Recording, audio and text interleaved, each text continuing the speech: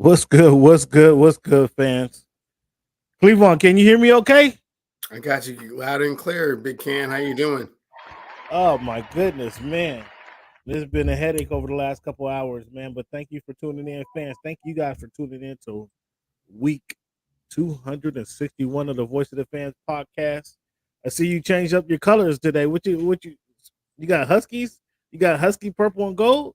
Husky, purple and gold for sure. I mean, where's the maroon and gray? Maroon and green. Who's that? Maroon and gray. Scarlet and gray, I think it is actually. Man, cut it out, man. I I don't even mean, know I what think you that. represent Northwest. I don't even know what that color combination represents, man. Keep it moving. Fans, each and every week, man. Want to thank you guys for tuning into the Voice of the Fans podcast. We put together a show for you guys, man, just to talk about sports, get some stuff off your chest. This week we're gonna talk about week 5 in the NFL. We're gonna talk about the NBA preseason. Saw some good stuff going on this week, and what caught your eye? See what caught Cleveland's eye. Cleveland's gonna have to explain some of this Major League Baseball, um, the playoffs going on. I mean, I know we don't got no Mariners talk, but maybe you could break down some of the what we're seeing from Bryce Harper and the Phillies. See what's going on in the Braves. Can you break some of that down for us later on? I absolutely can, Big Cam. We're gonna get to this week in history as always. We're gonna get to our fantasy football league. I mean, somebody's hovering at the top, and so one person had the most points in the league. I think the league goes by points, so we're gonna one person's hovering at the top, like I said, but the most points wins, right? It's no. The best record wins, and who wins in the championship game is a overall eventual winner. So yeah, points is yeah. What do you mean points? What you don't recognize points now? We don't recognize points in the league. I mean, points gets you into the playoffs, but I mean, once you get into the playoffs, it's wins and losses. It's not point total or differential. I mean, there might be some rule changes in the.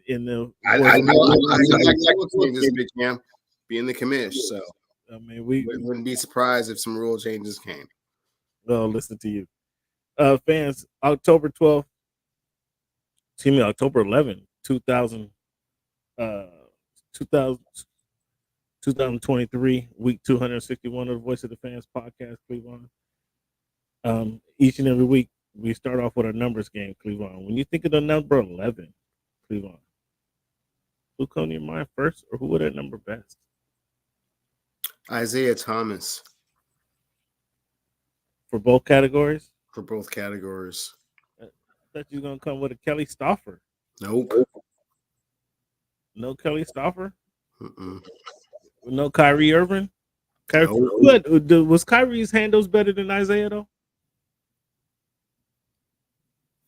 I mean, perhaps. You don't want to give Kyrie no credit for having a better handles? I mean, maybe so. But what is that really translated into? I mean, he's not Isaiah, so I mean, good handles. That's cool. That's fair enough. When you think of the number 61, Cleveland, who wore that number the best? Or who come in mind first? It's got to be Livan Hernandez, man, with the Marlins, and then again with the Giants. Livan Hernandez. No Josh Beckett. Robbie Tobick. Electric Josh Beckett was amazing. And does have 2 World Series rings, so maybe I should rescind that one. Man, this week in the NFL, Cleveland. I mean, where do you want to start? Is it sheesh? We're gonna do a deep dive. But I don't know if we can start without talking about the IR. The IR list. When you have Richardson, the Colts quarterback, goes to IR. I mean, this is he has 3 injuries in the first 5 games. I mean, this is not a good sign for this kid. The Vikings, Justin Jefferson goes to IR. I mean, their season was struggling already, but I mean, he goes to IR, and then Devon Achane the choo choo man, choo choo. He goes to IR, second leading rusher in the NFL. I mean, this really impacts not only my squad but my fantasy squad. What do you think about what do you think about these guys going to the injury report? I mean, do you want to go one by one, or you just the infirmary ward is filling up? I think it would be most appropriate to go one by one with the significance and the impact with regards to the team and also your fantasy football team as a whole. So Well, Richardson, again, this is his third injury in less than 6 weeks. I mean, do they have? Can they tell the young man to tone it down? What's the saying?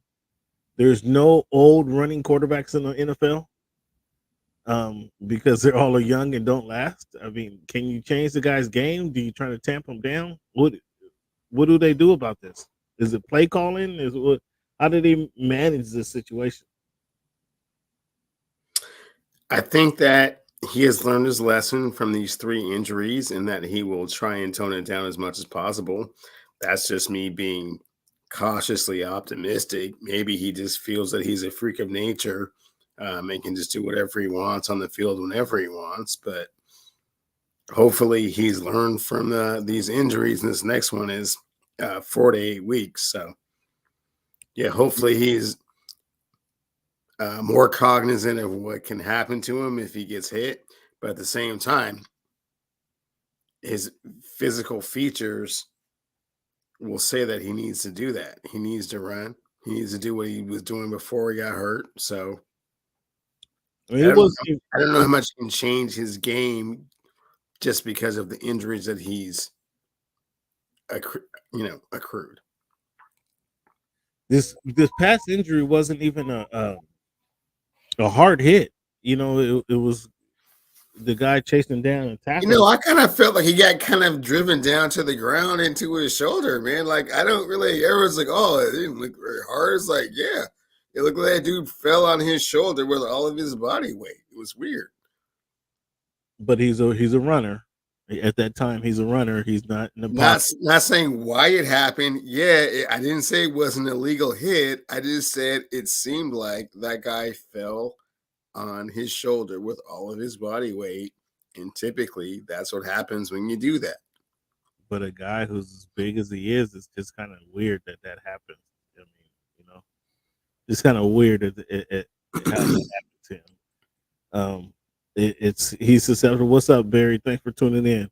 Um, he's a big dude. That kind of happens to kind of a smallish quarterbacks. AC joint where he couldn't move afterwards. It was kind of weird. It didn't seem like a, a, a an injury that's going to put him out for 6 weeks, and that's what we're looking at. And talk about your guy, Justin Jefferson. We're at week 5, week 6 in the NFL, going into week 6, and he's going to be out probably. I mean, this is going to be a 6-week injury because the hamstring probably takes a few weeks to cool off or loosen up on him. And then what's the rush back? They're going to be out of the playoff hunt. So what are you rushing back for? You can't break any records because they're not going to be. Their season's going to be done. So I don't expect to see him for 6 weeks if we see him at all. What do you think? Yeah, I think he'll be back even if they're I've heard a lot of reports that like, okay, well, if they're out of the playoff picture, then he just What's won't the come rush? back at all. I don't see that as happening. I think he'll be back in 4 to 6 weeks. I mean, what? Why are you rushing him back though? I mean, Not rushing him back. That's why I said 4 to 6 weeks.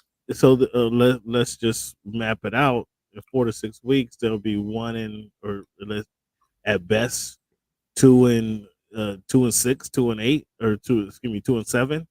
Like, just take the rest of the season off, dog. Just chill out. Um, Yeah, he'll play. take the rest of the season off, man. Take the rest of the season off. Cool your jets. Get a recovery season. Yeah, I mean, you sound like his agent, but I mean, at the same time, he's a competitive football player. This is what he does for a living. So, hey, man, he'll be out there 4 to 6 weeks. We'll see. Yeah, I would tell them definitely sit down, no rush. You would, I mean, to leverage his monetary compensation as much as possible and mitigate the risk of getting injured again, for right. sure. Yeah, we're the team is going nowhere. So, But you and should still put some tape out there, right? do we need some tape on Justin Jefferson? Yeah. I mean you're speaking like a fantasy on football owner right now. No, I'm not. Do we need some tape on? I'm Are speaking. you, are I you, am are you speaking like someone when they say, "Hey, man, what have you been doing lately?" You ask them, "This is what I've been doing lately." Footage. are you questioning the ability and the skills and ability of Justin Jefferson? Is that what we're doing right now? I What do they mean, say, Cam? Sometimes the best ability is availability. So be available.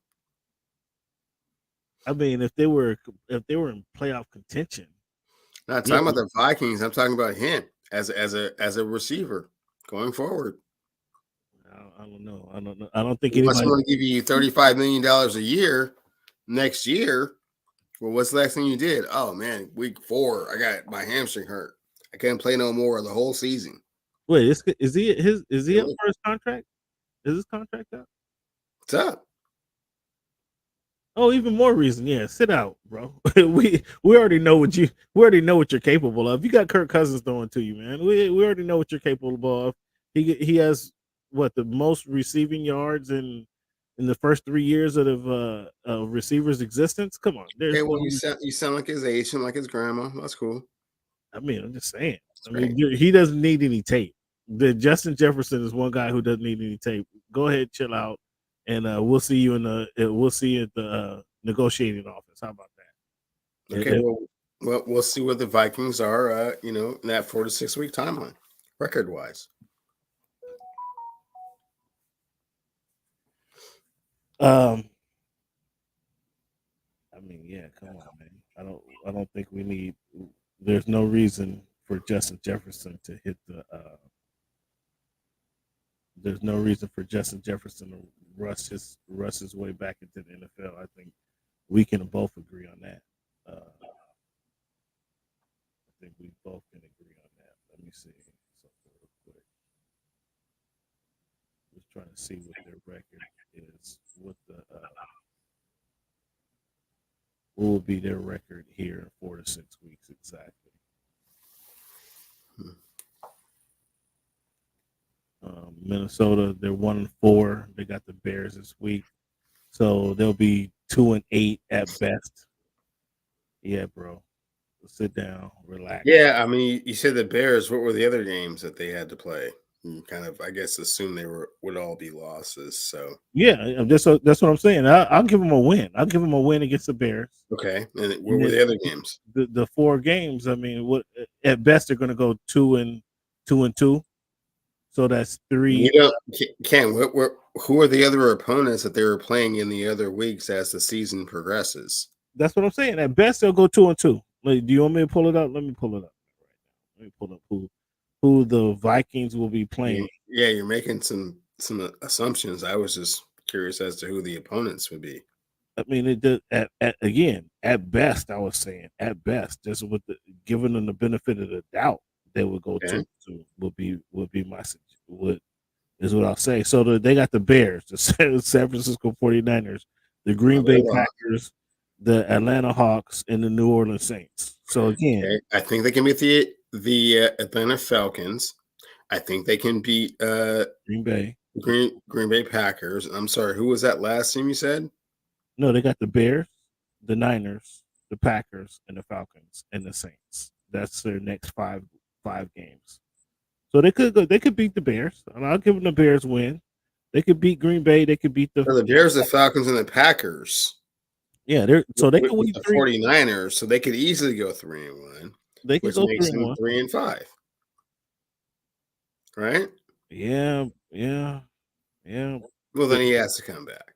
Detroit's going to win that division. So they, Okay. Detroit's going to be win that But these division. are football players, right? And so you're prognosticating a whole bunch of things in after week 5, but it goes to week 18, and so yeah. If they lose all of those games, maybe you shut it down. If they don't, you can help us get into this playoff picture. Yeah, you got a point there. Can't argue that. Get back on the field, but there's no rush for you actually, and it's not about putting something on tape for these guys. No, I mean, no, I understand the way you're putting your arm around them like an agent or a PR guy, which is cool. Like a PR guy. The Furry's a football player, so 4 to 6 weeks, closer to 4. Okay.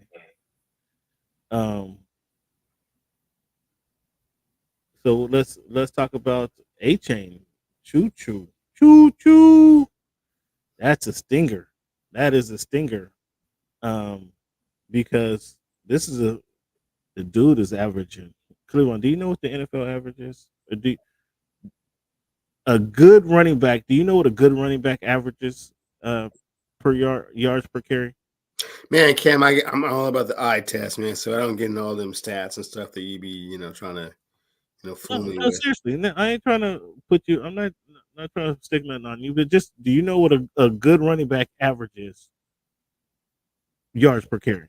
I would say probably 3.5 to 4 Look, yards per carry. 4 yards is better than average yard per carry. 4 yards. Dog is averaging 12 yards a carry. Cleveland. Devon A-Chain is averaging 12 yards a carry right now, dog. That's unheard of. That is unheard of. That's coming from Texas A&M. Like he stepped. That's PlayStation John Madden type stats right there. I don't know if you watched the game. I don't know if you watched the game against what up Ninja. What's going down, Ninja? I don't know if you watched the game with him against the Dolphins and the Giants. How he just ran around the safety and sprinted for 76-yard touchdown. Did you see that? Like I did see that. Yeah, it was shown over and over again on the what's the channel that I watch? That shows all the games. All the Red Zone channel. Red Zone. Yeah. So I absolutely saw that, and that's fantastic, man. And it gave credence to how potent that offense can be. But I'm so sorry. One more time, those opponents that he was playing against, one of them was the New York Giants. One of them was the New England Patriots. What was the other team? Are those NFL teams or are those? They certainly are. Are those teams played at Texas A&M? There's their combined record. I think what I saw was the combined record of the teams the Miami Dolphins had beaten was like 3-97, something like that. Are you trying to downplay? I'm saying that he got a lot of yards against some very average or below average defenses. That's what I'm saying. You look like a buffoon. Really? Wow. Okay. Are you trying to say? So one of the teams, I believe, was the Denver Broncos, is giving up 36 points a game. One of the teams was the New York Giants that have not had an offensive possession with the lead. One of the teams was the New England Patriots. And I'm not standing for this. I'm not standing for this. 68-3. I'm not standing. You don't want to talk about stats. You don't want to talk about stats, and then you're going to try to talk about my man is. You're going to try to debunk my man averaging 12 yards a carry. Yeah, like these aren't. Yeah, like these He's guys running over some NAIA teams. Man, get out of here, Cleveland. Shame on you. Cleveland for doing this. Like he came up against the Ravens defense and the Seahawks defense and the Purple People Eaters. Man, those defenses that he ran through are paper thin. And now you ain't got him for 4 more games, so why we even talk about him? Cleveland, I'm ashamed right now. I'm He's ashamed on of the injury you. reserve, right? So there's no. He's actually not going to play for the next 4 games. So it makes no difference what he did against those other inferior opponents previously, right? Cleveland, you got me speechless right now. You got me speechless when you're talking about what you're making it seem as if what this kid hasn't done. Cam, I would venture to guess that he is probably rushed for those yards against the 4 worst rushing defenses in the league. In what league, Cleveland? In what league are In you? the NFL. In the National Football League, Cleveland? Is that what you're talking about? You're discounting what the guy has done in the National Football League? Is that what you're telling me now? Did you I hear am Justin? pretty Did sure you discount? he Did has you done discount what this Justin Jefferson against has done? the worst rushing defenses in the NFL. I just want to know: did you discount what Justin Jefferson has done in NFL in his 3 seasons in the NFL, setting his record? Did you discount any of what he's done? No, Why? Why exactly? Why? Because he played in the NFL. because Because he played in the National Football League. Because the And now body of work is more extensive than 4 games against the worst rushing defenses in the NFL. You ought to be ashamed of yourself. You ought to be You gotta be ashamed. ashamed of yourself. You ought to be ashamed Why, of yourself. why are you trying to throw that out? Like it doesn't make any difference. Because they all put on a helmet, they all put on a uniform, they all get paid NFL dollars to get out But here. they're the worst defenses in the National Football League. Is it okay? And Collectively. he's playing on the All best of offense. them. So now he shouldn't get He shouldn't get credit for playing on the best offense. He shouldn't. Are you going to discount what Tyreek Hill is doing in the NFL? Are you discounting now what Tua Tagovailoa is doing in the NFL? Is that what you're trying to do? Are you trying to discount what these teams are doing? The New York Giants haven't won any football games, right? No. Are you trying to Denver discount? Broncos have only won 1 football game. So New England Patriots have only won 1 football game. So thank you, Ninja. Ninja actually having some sense tonight. Ninja. So Cleveland, what should they be doing against these teams? They should be spanking these teams, right? They should be spanking these teams that they're playing, and they should be putting up. They should be winning those games, putting up big numbers, but Right. you should not be trying to equate that offensive output to the fact that they're playing against those weak. So defenses. these numbers don't go in the stat book. These numbers don't go in the stat sheet. Is that what you're telling me? They Because of who they play, these numbers don't go in the stat sheet. They don't mean as they. Of course, they go in the stat book. They just don't mean as much. Oh, get out of here! Get out of here! You ought to be ashamed. You ought to be ashamed of yourself. You should be ashamed of yourself trying to pump A-Chain up for run over the 4 worst defenses in the league. You got me speechless right now. You got me speechless. These are the 4 worst defenses in the league, and he was getting off against those guys. Like, wow, that's impressive. So if he ended up running Cleveland for 3.0 yards a carry, which you say is the NFL average, you would talk about how he's not that good, right? You would talk about maybe he shouldn't be participating, especially against the opponents that he was doing it against. Come on, man. You ought to be ashamed of yourself. Oh, sorry, I can't give it to you, Cam. You ought to be ashamed of yourself, Ninja. We're gonna get to that, Ninja. Hold your horses, Ninja. Hold your horses. We're getting to that, Ninja. Just hold your horses. We're going to come around to you, Ninja, because I got a couple more topics before I smack him in the face, because we already know this guy's talking nonsense. We already know he's talking nonsense. I'm a little speechless because I didn't expect this from him. He caught me off guard with this discounting Devon A-Chain's effectiveness in the NFL as a rookie. Somebody go to the stat book for me and tell me what the NFL average is, and then you look at what this kid has been doing in his first few weeks as a starter in the NFL. And then those same people that are statting you to death, Cam, ask him this question: what are the 4 worst defenses in the league? Do they suit up? Do they play? Do they suit up and do they put on a helmet? They sure do, but they're the fourth worst defenses in the league. Again, your discount. So these stats shouldn't count because the Miami Dolphins are looking like they're exaggerated. The greatest show on turf. Because Miami Dolphins are looking like the greatest show on turf. Now you're going to tell me that this is not effective football? So now you're going to tell me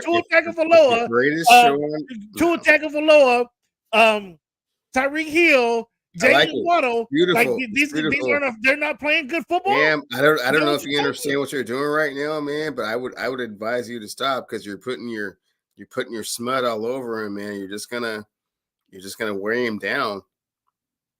It's getting colder. Man. Defenses are seeing more tape. Ninja, it's a cool. Give me a minute, Ninja. I'm coming around to you. I'm coming around to Ninja, but that last point you made is inaccurate. It's totally inaccurate, Ninja. It's totally cool 4-1 they're on right now, man, and it's still warm. Cleveland, you need to cut it out. You need to cut it out. Before. And Ninja, the Giants come to town, right? Ninja's on fire over here, but Ninja, you got to hold tight, big guy. It's not the Giants. Who's coming to town? Oh, the Carolina Panthers. Oh, my goodness. But Bryce Young, man. Ooh.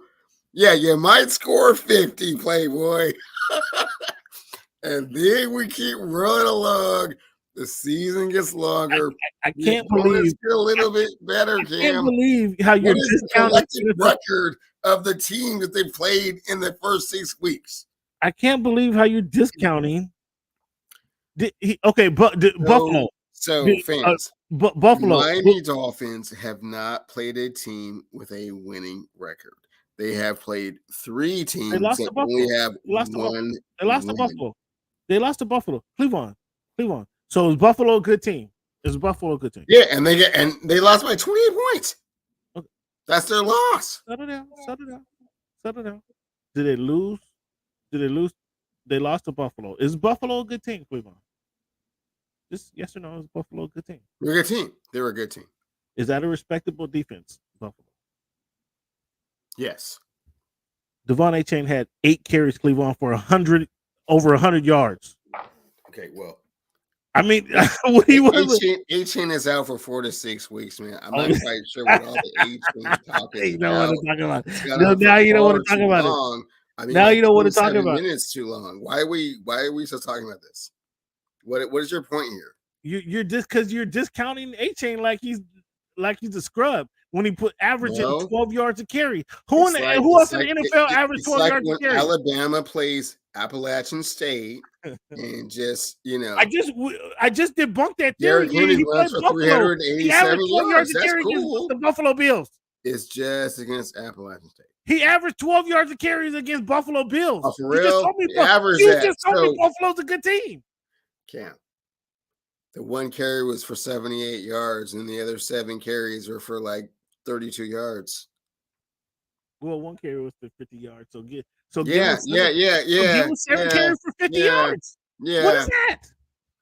That's 7 yards a carry. That's double what the NFL average is. I can do the football math just like you.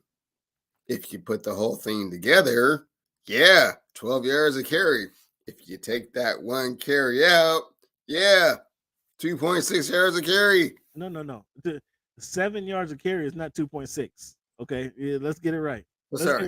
So I'm so sorry. So he had 122 yards? He had 100 yards. So you take out the 50 yards.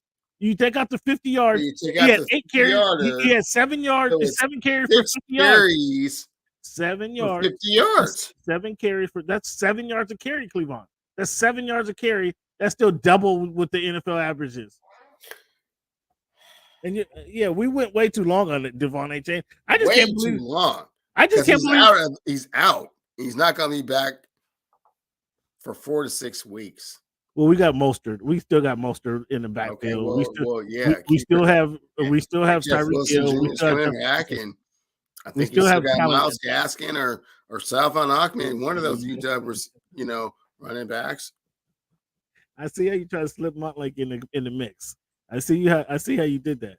Cleveland, Van Vance Jefferson gets traded to the Atlanta Falcons from the Rams to the Atlanta Falcons. Did that make a difference for the Falcons? No. Did no impact for the Falcons? Okay, moving right along.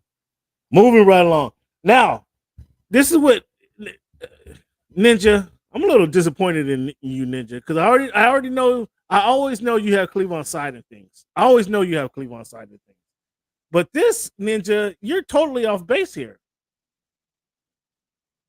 Cleveland, I'm gonna ask you this question, Cleveland. This is a recurring theme in the show, fans. If you watch the show for any length of time, this is a recurring theme. Cleveland, do you believe in Brock Purdy yet? Exactly. There we go. Thank you. It's about time. It's about time. He has to come around. He can't refute it. He can't refute it no more. He cannot refute it. And Ninja, shame on you, Ninja. I never discounted Purdy, and because of the scheme, I never did that. That's Cleveland. Will you correct your guy? I never did that. I never discounted what Ninja was doing. Well, I'm not sure where you're getting this from, Ninja. I never, ever discounted because, as you see, Cleveland still hasn't responded yet. But as you see, Kirk Cousins over Purdy, Ninja, I don't know where you're getting this from. I don't know what show you're watching. I have to go off on a tangent because I never took Kirk Cousins over Brock Purdy, Ninja. I'm not sure what show you were watching. Maybe that's your guy. I can't even say your guy took Kirk Cousins over Ninja. I don't recall that. Because I would have brought that up for weeks and weeks and weeks on end. So I don't recall that particular statement, and I know he's not going to admit it to. I know he won't admit that right now if he ever put Kirk Cousins over Brock Purdy. I don't recall hearing that. I'm not sure what show you're tuning into. Cleveland. Now the floor is yours. The floor is yours, Cleveland. Do you believe in Brock Purdy?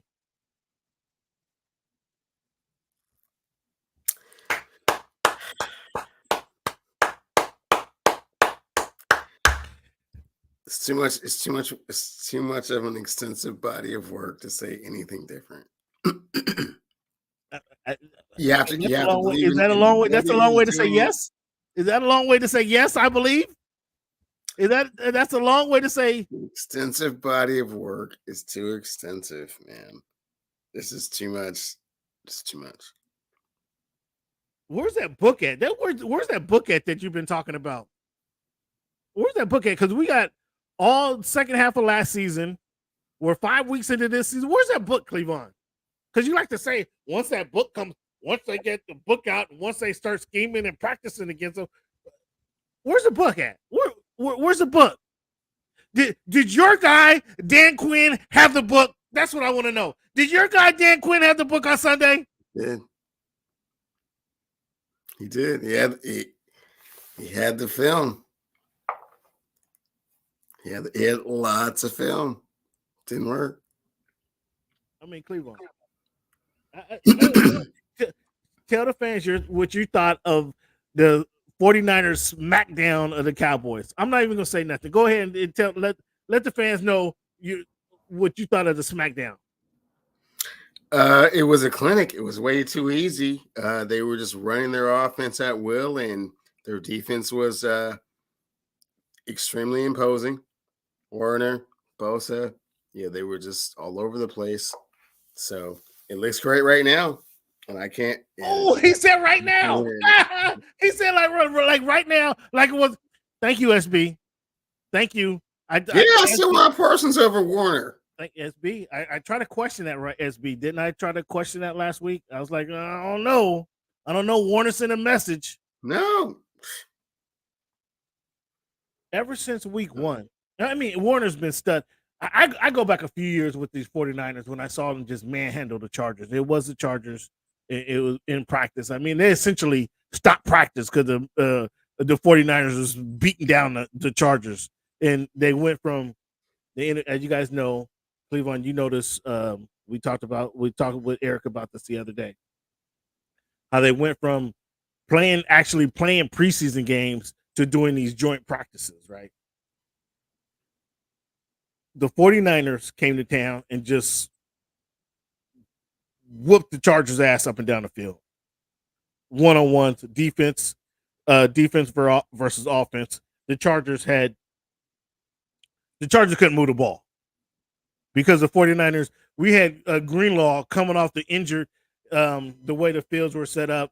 Greenlaw was injured over there trying to do his stretches and trying to rehab himself. And he was trying to get on the field to get some action and against the Chargers just because he wanted a piece of the action. They were just tearing the Chargers to shreds. And they essentially stopped the practice. And then after practice, it was like, well, why'd you stop it? Oh, well, because we saw enough and the guys were getting too physical and blah, blah, blah, blah, blah. Okay. So, the Chargers, the 49ers is a physical team. Cleveland. Now, I can't put a whole lot of this because I was a big fan of Najee Harris coming out of college. You know that. We both were a fan of Najee Harris coming out of college. You try to tell me the Alabama running back wasn't who he thought he was. But I had a lot of confidence in him coming out of college.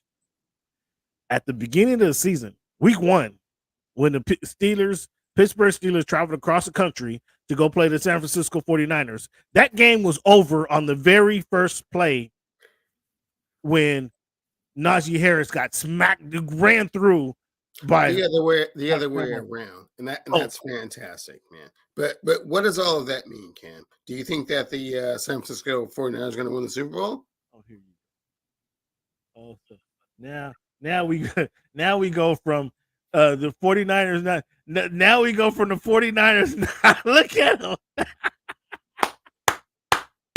Now we go from the 49ers not being any good to not from Brock Purdy. Well, they ain't going to win a Super Bowl, Cam. Not with Brock Purdy at quarterback.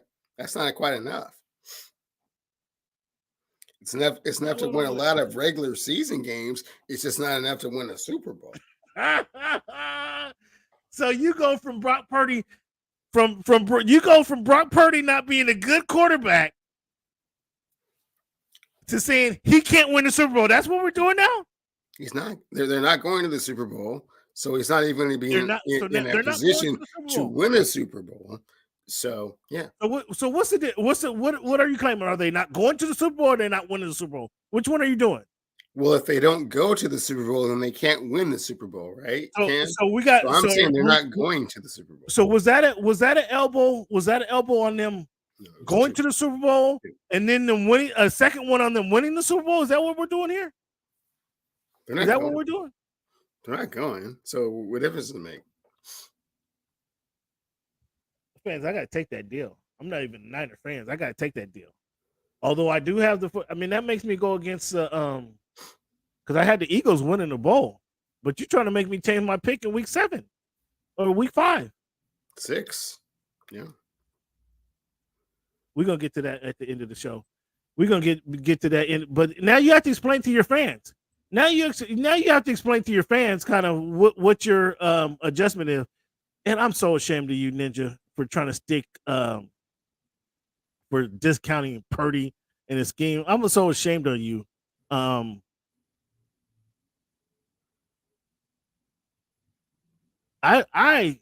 been on Purdy's bandwagon after 6-1 last year, 7-1. Yeah, Ninja, say that. Is it now? Explain to Ninja.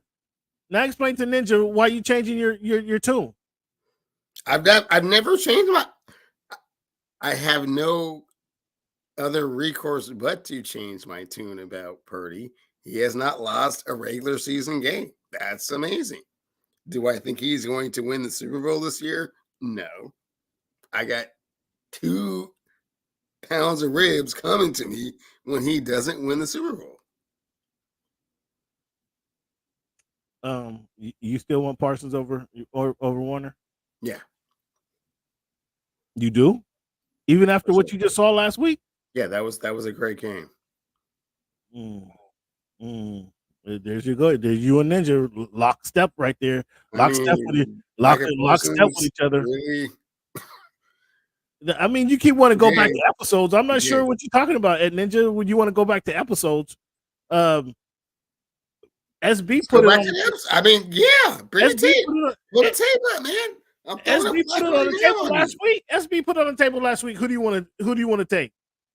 And I was a little. I couldn't go. Okay. I couldn't go Okay. Parsons. I hear what you're saying. SB 23, but who was the more explosive defensive player? Who has the opportunity to have the most significant impact every time the ball is snapped? It's Micah Parsons. Did Micah Parsons have a tackle on Sunday? Maybe not. So how does he have the most? Well, we'll see what he does to Justin Herbert next weekend. Okay. Yeah. Thank you, SB. Thank you, SB. That's exactly who he is. He's the guy who paid Daniel. Okay. He's the guy who paid Daniel Jones over Saquon. That's him right there. Okay. Well, hey, now I have even more motivation to watch the game when Micah Parsons brings it. Man, to your Chargers. I can't. And your guy Justin Herbert. I and can't your believe guy Staley. And may even knock them out of the playoff picture in week 6. I can't. Now this guy's a Cowboy fan. You just hating on the night. But now I mean, like, wow. Yeah. I'm not saying Warner's not amazing. He's amazing, and he had an amazing game. But it wasn't just one game, though, Cleveland. This is what you're missing. It wasn't just one game. He's not physically as talented or gifted as Micah Parsons. It's not close. Cleveland. We just watched the game. Well, one team was physically more dominant than the other team. And how are you going to say now that guy's not physically more dominant? Okay. I don't understand.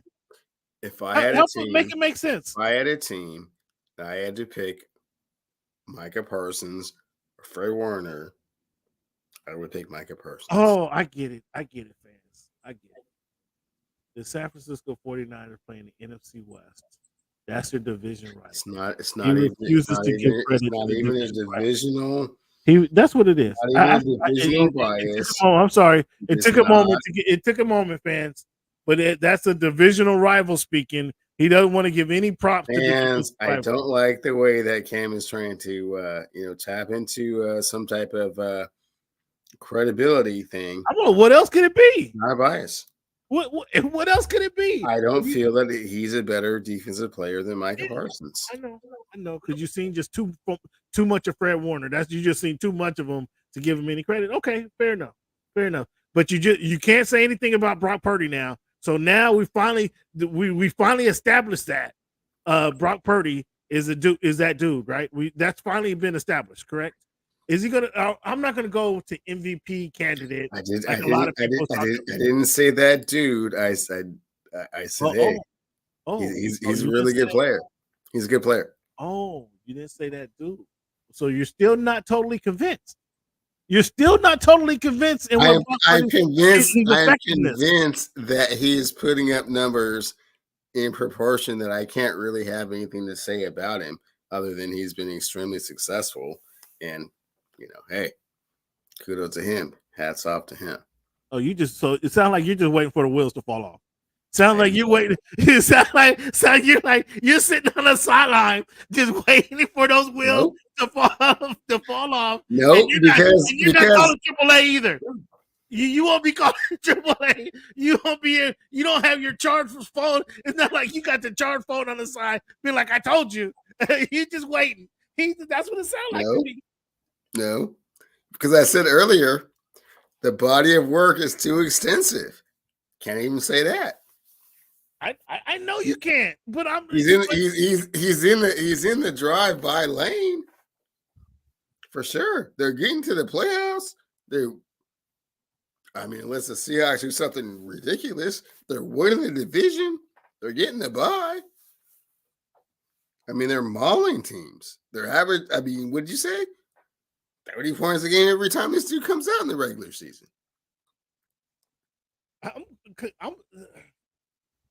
I'm glad that you cannot refute what this guy has done. Can't refute what he's done. But then you throw the Super Bowl elbow test at me, like they're not winning the Super Bowl. Okay. That's what I said. Do you feel differently about it because of what Purdy's going to be doing at quarterback? I mean, Purdy will not be the reason they don't win. That I'm convinced of that. No. Like, I mean, if they face the Dolphins, I mean that Dolphin, when the Dolphins face the 49ers and that high powered offense led by Dan Marino years ago, I mean, there's not Reggie, there's not Ronnie Lott on the other side of the ball. Like, hey man, I don't like to think about that game. That was a really depressing game, so we're not going to go there. But I'm just saying, like, and the Miami Dolphins will not be the AFC representative in the Super Bowl, but it doesn't really matter because the San Francisco 49ers aren't going to be the NFC representative in the Super Bowl, and that's what I'm saying right here. Week 6. Who do you feel about it? Who do you? I totally disagree. Who do you have being the NFC? I don't have to pick another team that's going to represent the NFC. I got 15 other teams. I'm just saying the San Francisco 49ers won't represent them. Let me look at this. Say I'm wrong. Let me look at this, man. Say I'm wrong. I'm a little. Cleveland actually has me speechless to a point right here because I wasn't expecting his take on Devon A-Chain tonight, and now we go from he's a serviceable quarterback to he won a Super Bowl. Like this is elite that Cleveland is taking. He will get them a long ways. He's much better than a serviceable quarterback, which is what I thought he was previously. Man, like you said, you can only stat me to death for so long. Like, damn, okay, yeah, I hear you. All I'm saying is the San Francisco 49ers will not represent the NFC in the Super Bowl. Your guy Ninja's telling you you're wrong. So I don't know. You guys got some confidence, and I appreciate his passion, Ninja. I appreciate your passion. I appreciate what you're seeing. I appreciate your conviction, man. Yeah, he's written in pencil. I like that. I like that. SB, so you're a Niner fan, SB? Are you a Niner fan? Or, I mean, I'm not. I'm getting Niners vibes right here. Okay, he looks a little bit. Looks good, a little bit more on paper. He looks good on the field as well. So I mean, again, against a team. I don't know. Did you hear what do you have to say? Laugh now, cry later. Did you hear that? We make it personal. Trust we have something for them. Dog, you can't say that after you get blown out by 30 points. Like, I really think somebody should take the mic from him. Like, he shouldn't be doing that podcast by himself. I mean, they should call me. I'm going to get this one over the Chargers this weekend, and then they move on. We'll see what happens. You just trying to gloss. You think I'm gonna gloss over that right now? What'd I say? You think I'm going to gloss? I really don't think he should be doing this podcast alone.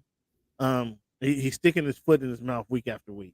Okay, again, well, after you get beat by 30 points, you can't say now we're gonna make it personal. Dog.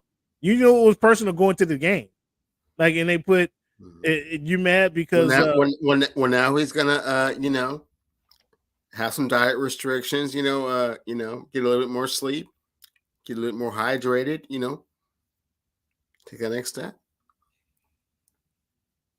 All right, fans.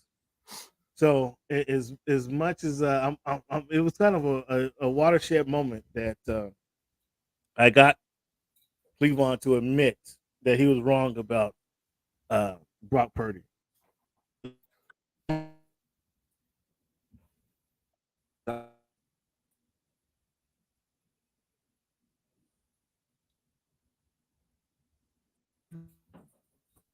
To lead the Packers to the playoffs this season. I expect Jordan Love to be competing for the NFC Championship. But I expect Jordan Love to be stinking up the joint every night. 3 games with triple interceptions.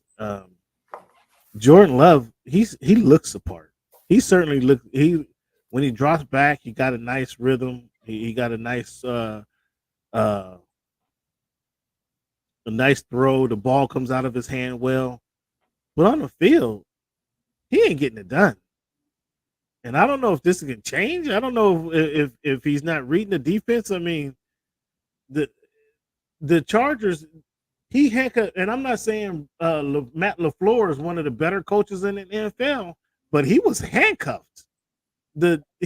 Jordan Love physically handcuffed the Packers on that game Monday night against the Raiders, and LaFleur didn't even want to call a pass play because Jordan Love is not getting it done. Levon, what do you see about Jordan Love? And am I being too harsh on Jordan Love? No, Cam, you just fell in love with him a little bit too much early in the season. And as we always talk about on this show, and the thing that I am the biggest proponent on is what separates you from, being good or being great or being exposed is that as the season wears on, there's too much what, Cam? I'm in the book, but he ain't even had a full Mistake. season of the book. He ain't Too even much had a tape. full season of the tape. Too much tape.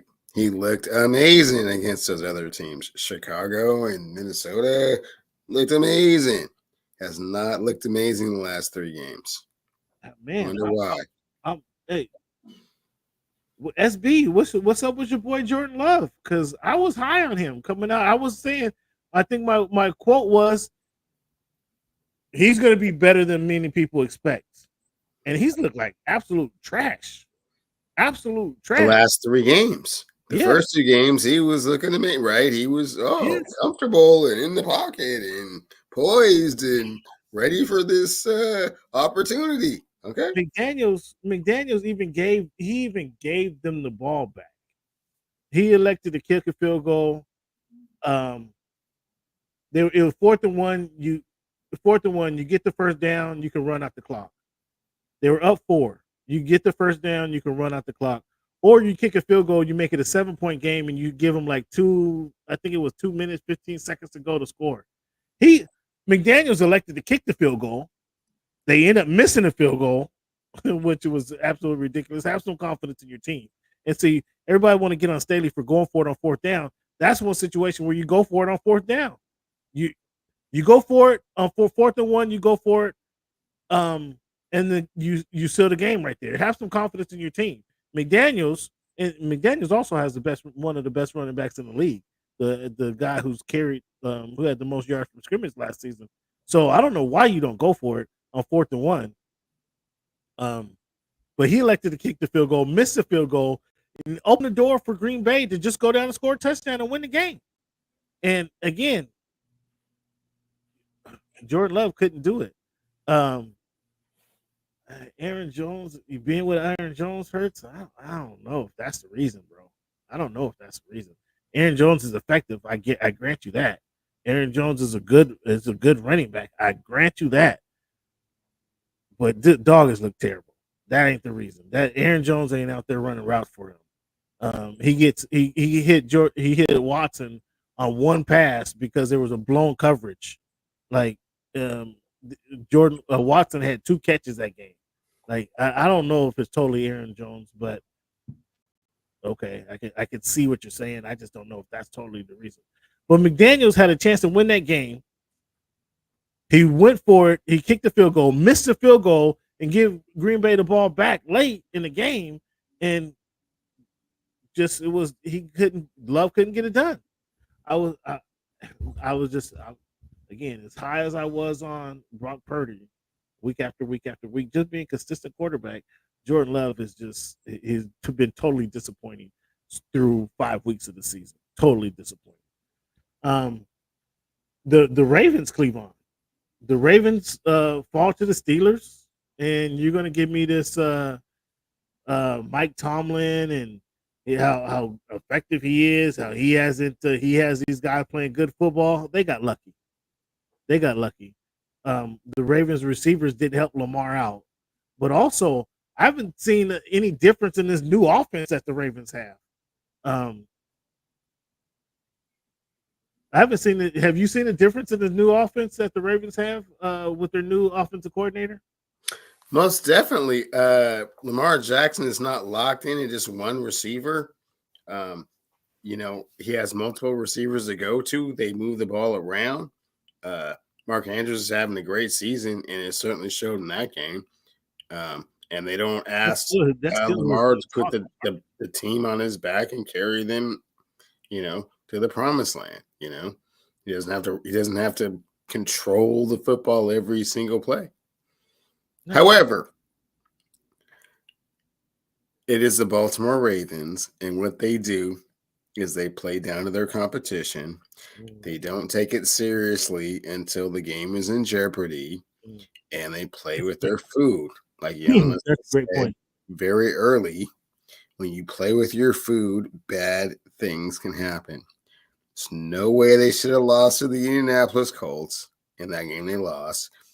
There's no way they should have lost to the Pittsburgh Steelers. I mean, did they one offensive touchdown? I mean, that's terrible. Absolutely terrible. The Steelers look just as bad, but they end up winning the game. They're just as bad, but you let them around. You let special teams play a part. You get a blocked punt in the end zone. I mean, it's just the Baltimore Ravens do not have a sense of urgency until it's too late. So is that the coach? Or is that the coach or the quarterback, Cleveland?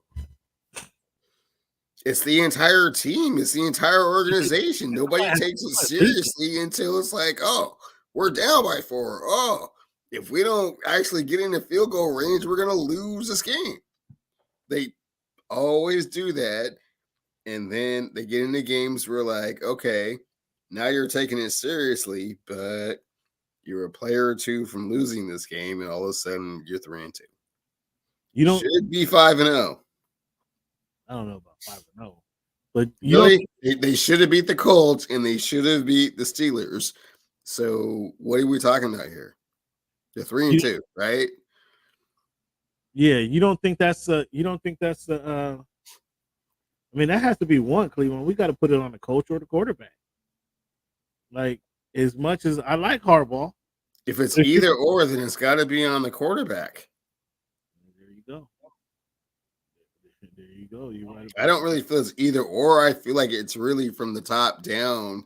They don't like take it seriously, and then they'll win games like they shouldn't win by like 15 points, and then they'll lose games they shouldn't lose by like a field goal in overtime. Like, wow, they lost to a Colts. They lost to a Colts team without their starting quarterback. Well, hold on. Wait. So slow down. Their starting quarterback. Slow down. I know you don't want to give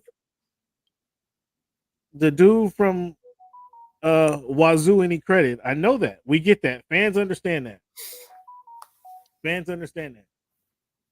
But Minshew's not a bum. Will you admit that? He's not complete trash. Minshew's not a bum.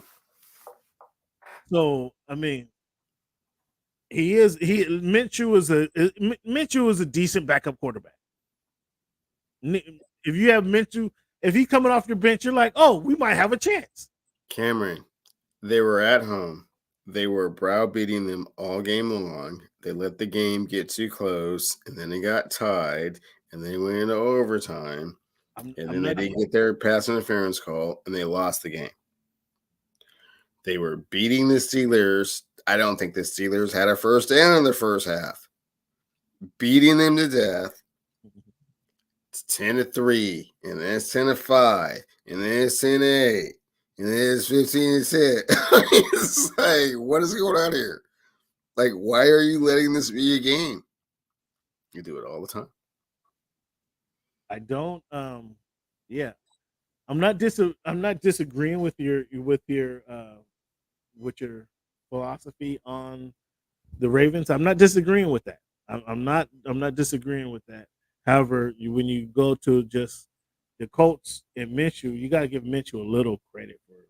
Man, look, I gave him a little credit, man. Why you keep bringing up Minshew, man? They got other players on that team. Jonathan Taylor, Zaire Franklin is a G. Hasn't played.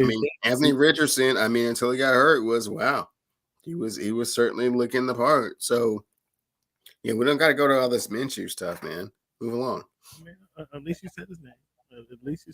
Yeah, move along from that. I mean, who did they beat this weekend? Who did they beat real quick before we get off of Minshew? Who did they beat this weekend? Do you recall? They did win a game against the Tennessee Titans, who gave a valiant effort. I mean, DeAndre Hopkins looked sensational. That defense looked incredible. if they could have kept Ryan Tannehill a little bit more upright. If they could have kept him upright. If they could have kept him upright, or if he made made another play or two, they might have did something that game. Okay, well,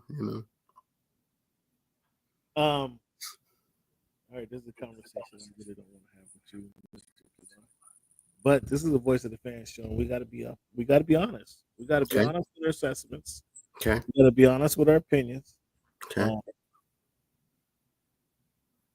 The Aces are just destroying the Liberty, man. I don't know if you caught any of this game, but they were up. They were up by, it was what, 20-2 to start the game. Is the WNBA, is this the best out of 3 or the best out of 5? Do you recall in this? I don't recall. I was hoping you could clarify for me. I'm hoping it's 3 out of 5. Yeah, because if it's not 3, let me look real quick. If it's not 3 out of 5, this is over tonight. And I can't imagine it's 2 games. You've got to win 2 games and it's over. You get a championship. Let me see.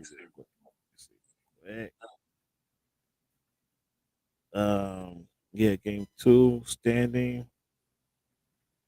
I think I'm gonna go with 3 out of 5. I'm gonna go with 3 out of 5, but they're waxing them right now. It's a minute 40 to go, 99-74. Ooh. 99. Yeah, it can't be over tonight. It can't be.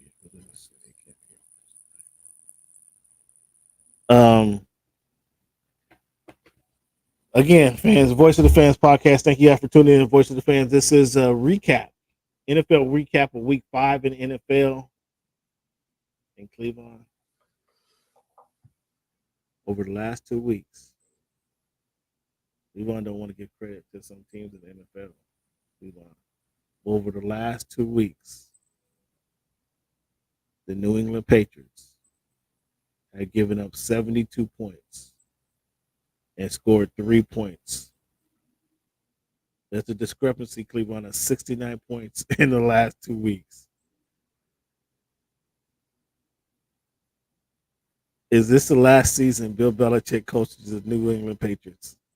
I asked you this question last year, and you were emphatic, like, no, he has carte blanche until he gives up the keys. Like, nobody's coming to him and asking for the keys to the car. Has your mind changed on this situation, Cleveland? No, he gets 1 more year. Oh, you just say he gets 1 more year. You just last year you told me no, they can't even address this topic with him. Until he turns over the keys, nobody can ask him for the keys. It's kind of dialed back a little bit anyway. Well, Cameron, a few things here. Okay. a few things. Since you didn't open up the door for me. I tell you, fans, I did not want to have a conversation with this dude. I did not want to have this conversation. I know it hurts. I didn't expect for him just to get the shit kicked out of him. Like, okay. Just the snot piss kicked out of him all over the field in every facet of the game. I mean, I've been listening to you for too long. This defensive mastermind, the greatest coach of our time, of our generation, and he can always put people in the right place to make plays. And so listening to you a little bit too much, giving him the carte blanche. And of course, yes, 6 Super Bowls. That carries you at least 3 seasons, 8. But it's been 3 seasons. And that owner is not one of those sit back and that's okay. We're doing things for the community and we're uplifting people. And no, that's not what Bob Kraft's about. So yeah. And plus, you made it a point to be me or him. We chose you. Other dude went, got his ring without you. You've only made the playoffs 1 time without him, Playboy. And it's not going to be this year, and it's not going to be next year. And it's probably not going to be the year after that. So, what do you do from here? Do you trust the 87-year-old Bill Belichick to build this thing back up from the ground from scratch? How old is he? How old is he? 87, 88 years old, something like that. Do you trust him to build it back up from scratch? Oh my goodness gracious! Cutting people for being 2 minutes late to practice? I don't know. In this day and age, I don't know. Mac Jones is your quarterback. Zappy's your backup. Don't lost Christian Gonzalez. I mean, I don't know. It looks like a hot mess over there. I mean, was he over under 4 games this season? I mean, come on, man. It's all bad over there. It's all bad. And as you mentioned, it's not like there's anything to look forward to. The players, Christian Gonzalez go down. UW grad, right? Oregon, man, don't. Gonzalez didn't go to UW. Oregon. Oh, my bad. So their one of their star rookies go down. They have to go back to the Chargers to pick up, get J.C. Jackson, who shined for them last year. I mean, this will be kind of a telltale for. We'll get to Staley, but this will be a telltale for Staley. Like, he was a Pro Bowl cornerback for Bill Belichick. He gets to Los Angeles. Granted, there were some off the field situations that didn't allow him to kickstart his career with the Chargers. But other than that, he gets to the Chargers and it gets toasted. He tells the reporter he's confused about what's going on in the Chargers camp, and then next week they ship him out. So we'll see kind of with that talent, if Bill Belichick is able to get the best out of him and he makes him a Pro Bowl cornerback, that's going to be very interesting to see. But there's only a couple of really studs on that defense, and as a whole, they're not getting it done. And that's supposed to be, as we talk about the Staley and the Chargers, that's supposed to be his bread and butter. But they're giving up there's a 69-point differential. Now, again, you don't expect your defense to score points, but the offense, I mean, there hasn't been.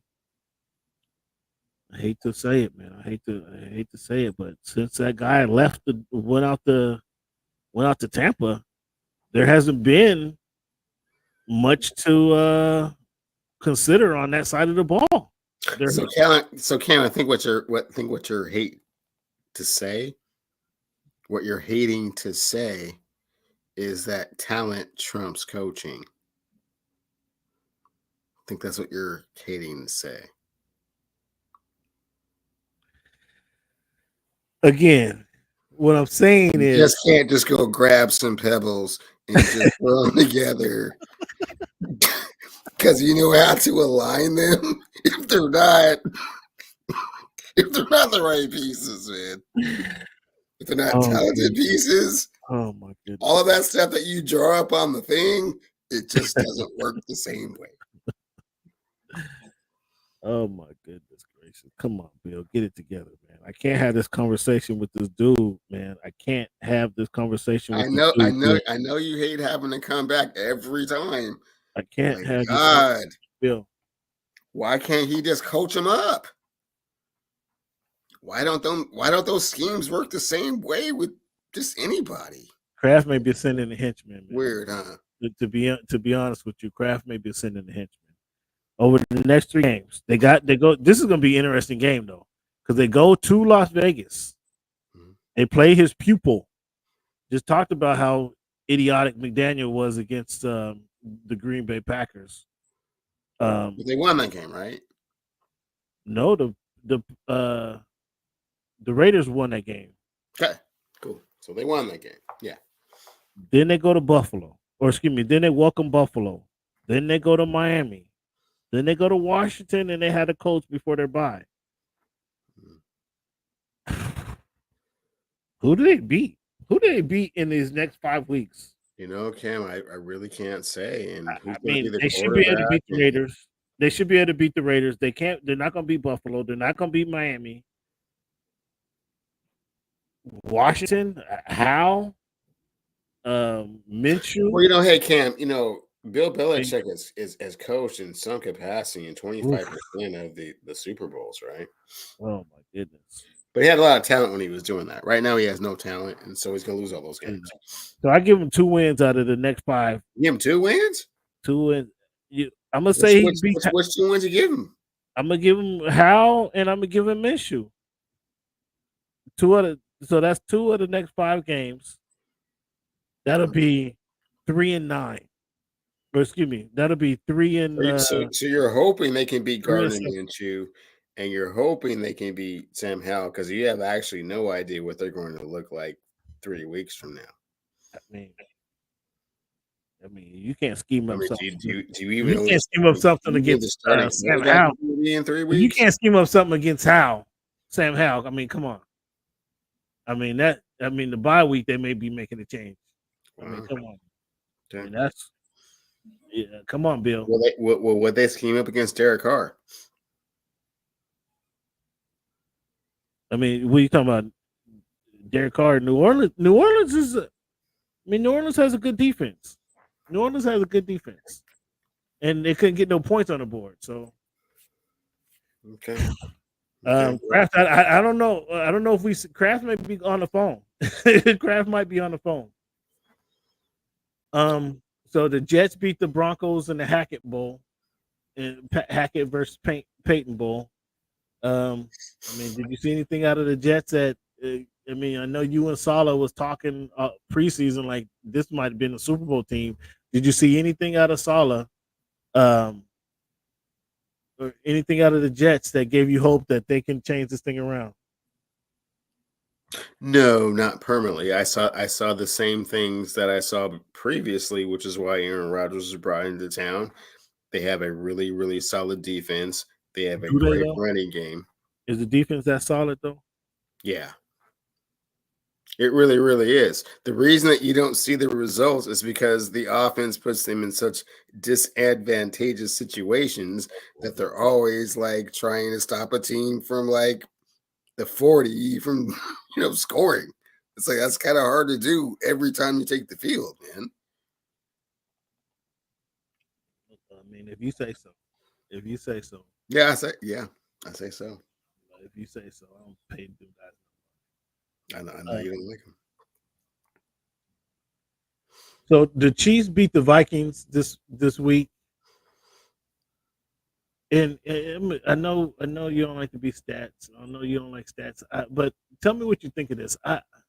This is kind of a peculiar stat to me, and I like Mahomes. You know what I feel about Mahomes. I needed to see Mahomes a year before everybody else saw Mahomes. I want to see him a year before that. Mahomes becomes the 10th quarterback to beat all 31 NFL teams. He's the first one to do this by age 30. Like, this seems more like a scheduling stat to me than a Mahomes per se stat to me. Obviously, he beat all the teams. The teams he played, the Chiefs, beat everybody they played. Is that more scheduling than actually Mahomes going? Meaningless stat, Cam. You were right. You were right in your assessment. It means nothing. Moving right along, man. Moving right along. How would you ever be able to know what that even means? I mean, you beat every other team in the league. That's cool.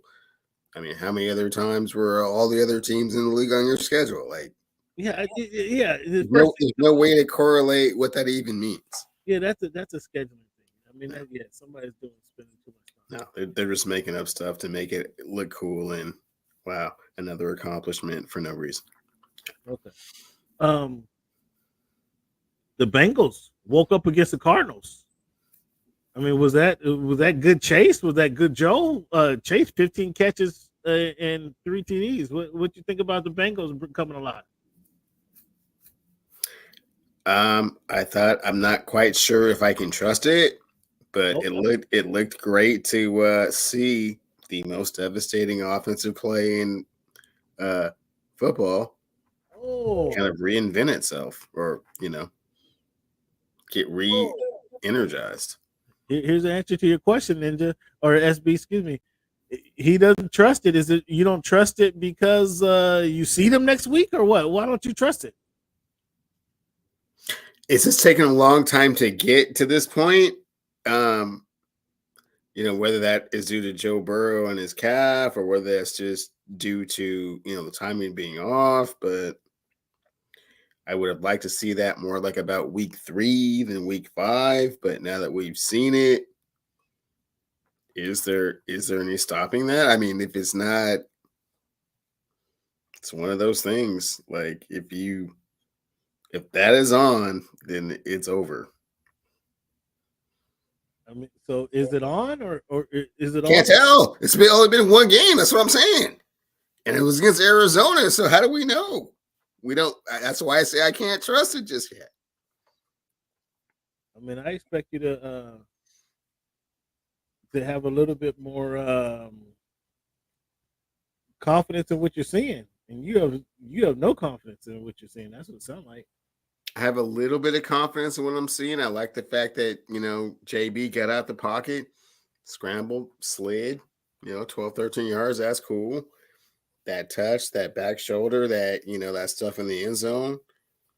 I mean, Jamar Chase is hard to cover, man. So I mean, if they can get back to that, then we'll see. But tough test this weekend. Tough test this weekend. All right, we're gonna get to that prediction here in a minute, but I mean, it's curious how you're not really ready to open up the veil on these guys. I mean, that's I find that kind of curious. And I guess if that's your opponent, you don't want to put too much on the. I mean, what is so curious about that? I mean, that's the first game that Joe Burrow threw an offensive touchdown, right? Or the second game? Maybe one other offensive touchdown in the other 4 games. I mean, the offense has not looked very fluid or potent, very stagnant to this point. And then against the Arizona Cardinals, they unleashed on them. Well, that's cool.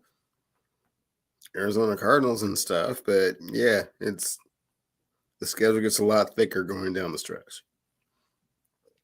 Well, you just discounting teams and what they're doing in this week in the NFL. Like the NFL is nothing. Like these aren't NFL players. That's kind of what's getting to me.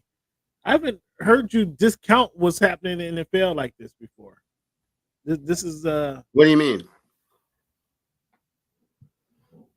I mean, I'll show you discounting what A-Chain has done because he's playing against NFL bums. You're saying that what the Bengals has done, you don't want to give the Minshew any credit because of what he's done is he's playing against bums. Or excuse me, you want to give Baltimore credit because they're playing against even though they play with their food, they're playing against bums. Now you're saying what the Bengals is doing is they're playing against they haven't done anything yet. After we see the kid come back from injury, he's been injured for 3 weeks. He comes back and he finally has a good game. You're like, I don't know if I can trust it. I haven't heard you discount the NFL like this before. Those are all different scenarios. But it's all scenarios of you discounting what's happening in the NFL. Like this is no. I'm just being very much a realist as to what's going on. I mean, Joe Burrow lit up the Arizona Cardinals. That's cool. You're right. That is a professional NFL team. It's not like lighting up the San Francisco 49ers. It's not like lighting up the Philadelphia Eagles. I mean, it's not the same thing. Okay. All right. Whatever happened to you? The Bears got their first win against your Commanders. I mean, did you just completely jump off the Commander bandwagon? Completely. I mean, what happened to your guy Chase? I don't. He's Oh, you don't even know him now. You don't even know. I don't even know him now. You don't even know who that is. I don't even know him now. Oh, so the Bears get their first win against some Commanders. Is everything all good now? Everything all good? No, they still suck. The Bears still suck. Bears still suck. Yeah, yeah, I give you that. Yeah, I give you that. But Cleveland don't want to give nobody no credit now. All of a sudden, he don't want to give nobody any credit. So I'm gonna force you to give somebody some credit now. What was the most impressive win of the weekend? The most impressive win of the weekend, I'm going to have to say, would be the Indianapolis Colts pulling that out. You gonna give the more Indianapolis Colts is more impressive than the Niners smacking down the Cowboys? That's a good win. That was a good win. I mean, they were in control. They did what they were supposed to do at home. You know what I'm saying? They were able to control tempo, but the Colts, I mean, without their starting quarterback, under adverse situations, were able to pull that out. That was a big win. However, against the I've gone back and forth a little bit about this, and I would like your opinion on this. What about the Jacksonville Jaguars posting up in England for 2 weeks and like, yeah, this is our city now. This is how we get down. And then Buffalo Bills come to town. They're supposed to maul those guys, and they get mauled. Well, a couple of things. Man, don't be making those excuses for them Buffalo Bills, man. I don't want to hear it. I'm not absolutely what other than you can't expect me to Milano going out. That was big. That was big. I mean, but your guy isn't Mr. Man back? Von Miller's not 100%, not wreaking havoc like that. So no. Okay, but there's no way that team that was supposed to be so formidable, top 5 in the league, should lose to the Jacksonville Jaguars. So a couple of things. I mean, you said it. The Jacksonville Jaguars went there and posted up for 2 weeks, 2.5 weeks. Like if you remember, Cleveland, there was legitimate conversation about the Jags moving the franchise to London and being over there permanently. There was a legitimate conversation. That was a legitimate conversation. It was. And having made that trip from the East Coast is like a 6-hour flight. So it's like Jacksonville flying to play the Seahawks. Is a very similar trip. From Florida, from where they are, that's really like the Jacksonville Jaguars flying to play the Seahawks. If another team fly from the East Coast to go play them. So that's what makes that conceivable, if you will. So by them doing that, I mean that's an NFL branding. I'm not sure that I'm feeling that move at all because this is an NFL team. This is American football. They don't even play the game over there. It's different. It would be different if the NBA says we're going to have a European league. Well, yeah, I mean they get 8 games over there, man. That's a huge market, man. No. What I'm saying is, what I'm saying is, they don't play that, right? They don't play the game over there. They don't. There's not European. There's not American football in Europe. Yeah, but they're not trying to recruit or get talent from there, Cam. They're just trying to bring the brand to that part of the world. So that should be a preseason game. It shouldn't, because they bring so much more to it for an entire week. No. Well, yes. They bring the NFL to London for an entire week. I mean, the NFL to Germany for an entire week. But Cleveland, so having been to a game over there, it's again, if there was an NBA team, we're talking about NBA going over there and playing a weekend. But Cam, you just said look how close they were to actually getting an NFL team. But that's because the owner, Jacksonville, is looking for some publicity. And when he takes over the team, he's looking to take these guys to the next, market the team, take them to the next level. How do you do that? Okay, we're a small team in America. We're in a small town America. Let's go to London and get some more fans. That's marketing. I understand what the owner's trying to do. He has some experience over there. He got some business over there. Let's market the team over in London, and we'll have the Jacksonville Jaguars will be a worldwide team. I get it from his standpoint. From the NFL standpoint, that's why they go over there and post up. But I think if this was the NBA let me make my point. If this is the NBA playing basketball over in Europe, where they actually play is not, they play a closer brand of NBA basketball. They don't play NFL over there, so there's not that many fans in it. When I went to the game, when I went to 2018, watched the Seahawks play the Raiders.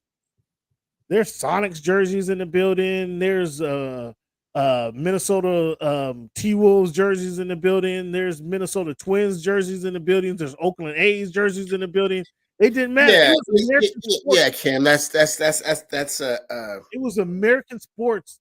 They're coming out to see American sports. They didn't care who was out there on the field. There wasn't Seattle. Well, there was Seattle Seahawks fans. There was Raider fans as in the it building. progresses, that will change. And if they actually had a team, So, that would I absolutely think change. it was an American sports convention, is what it was. It wasn't an NFL football game, if you understand what I'm saying. It was the week there, the ceremonies was American. That was like 5 years ago. That's cool. But now you I have don't a know team that much that's has like changed. two, I like don't. two. I can't say that. I can't say that much has How changed. can you say that? You haven't been there. Fair enough. And Jacksonville was there for 2 weeks. They played 2 games, and Jacksonville played a game last year, and Jacksonville played a game the year before that. So if nothing else, they like the Jacksonville Jaguars. So they at least have one team to rally around. And if they got an actual franchise, and then all the other teams came over, how many were they wearing a Tony Baselli jersey? I mean, they're wearing a Tony Baselli jersey. I didn't say who was your quarterback who went to the? Say a long story tradition. Yeah, there's not a story tradition. So I mean, what are they? I doubt there's any Fred Taylor jerseys being sold. No Fred Taylors, no Mark Brunells, there's no Keenan McCardles, there's no Jimmy Smiths. So again, they're gonna get a Trevor Lawrence jersey who's been in the league 3 years. Yeah, we don't even know who he is. Right there, like I don't know. Travis Etienne's. Yeah, I mean, start there. I'm not convinced. Start somewhere. I'm not convinced that there's that they're bought the market over. I mean, like you said, they're the most team that the most familiar team with that. That doesn't mean that they're necessarily fans over there. But to your point, that's an advantage Jacksonville. Advantage Jacksonville for hanging out over there for 2.5 weeks, and then the Bills flying in Friday night to play the game on Sunday morning. Like, are they really into the game? They'll probably wake up would you say flying East Coast to West Coast. You're going to give that team making that longer flight the advantage, right? They have to change time zones and all that. Like, yeah, advantage Jacksonville. Buffalo has to fly into that situation. So kudos to. I mean, it's kind of a tough situation for the Bills to win that game. Man, I don't want to hear. Man, you're giving the Jacksonville Jaguars too much credit, and the Bills not enough blame. Well, I mean, you asked me. You asked me what the thing is. I can understand that's an understandable loss. Cleveland, you make that. It's not an understandable loss. That team is better than that other team. You like to make the point that a team flying from the East Coast, from the West Coast to the East Coast, having to play that 1:00 game. That's true, but they've been there for 2 weeks. These guys, they've been away from their family and friends for a long time. No, Jacksonville got to take their family and friends over there. I know. For 2 weeks. They took their family with. You can't bring your environment to London. I mean, you can bring, certain people, but that's their wags have came. Wives and girlfriends went to Jacksonville went to London with them. So your third grader, they just taking 2 weeks out of school, or probably your grandma in the hospital. She just pick her up and move her to, or you can't just move your whole life to somewhere else. If you're younger and you have that opportunity, that's great. Yeah, we're talking about 20. We're talking about 20-something-year-olds. Why are we talking so much about the Jacksonville Jaguars, man? You asked about the Jacksonville Jaguars posting up in London. They posted up in London. They won 2 games. Let's move on. I mean, that's what advantage Jacksonville for getting to post up for 2 weeks. Too much props on the Jags, man. I mean, I think it's a clear scheduling advantage. Clearly, it's a scheduling advantage. But Cleveland, you're wrong when you say the most impressive win was the Colts, man. Come on, stop it. I had the 49ers, I had the Bengals, and then I had the Colts. I couldn't decide on the third team, but I had the Falcons and the Colts. I mean, the Falcons coming back. I thought their win was kind of a gutsy win when they came back against the Texans. Against your Texans, it was kind of a tit for tat right there. The Texans went down and scored a touchdown, like with just enough time for Ritter to come back and score a touchdown, and Ritter got the job done.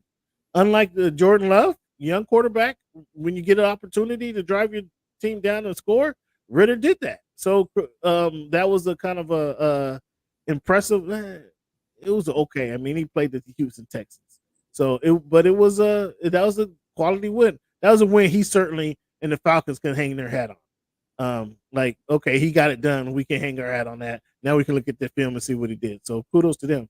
The worst loss of the weekend, what was your worst loss be this past weekend? The worst loss of the weekend. I gave you a couple of mine. I thought the Patriots. It would have to be the New England Patriots, man. Yeah, the Patriots, the Packers were some terrible losses. The Cowboys talking all their junk and they just got smacked around. And then the Ravens, who I thought was another bad loss.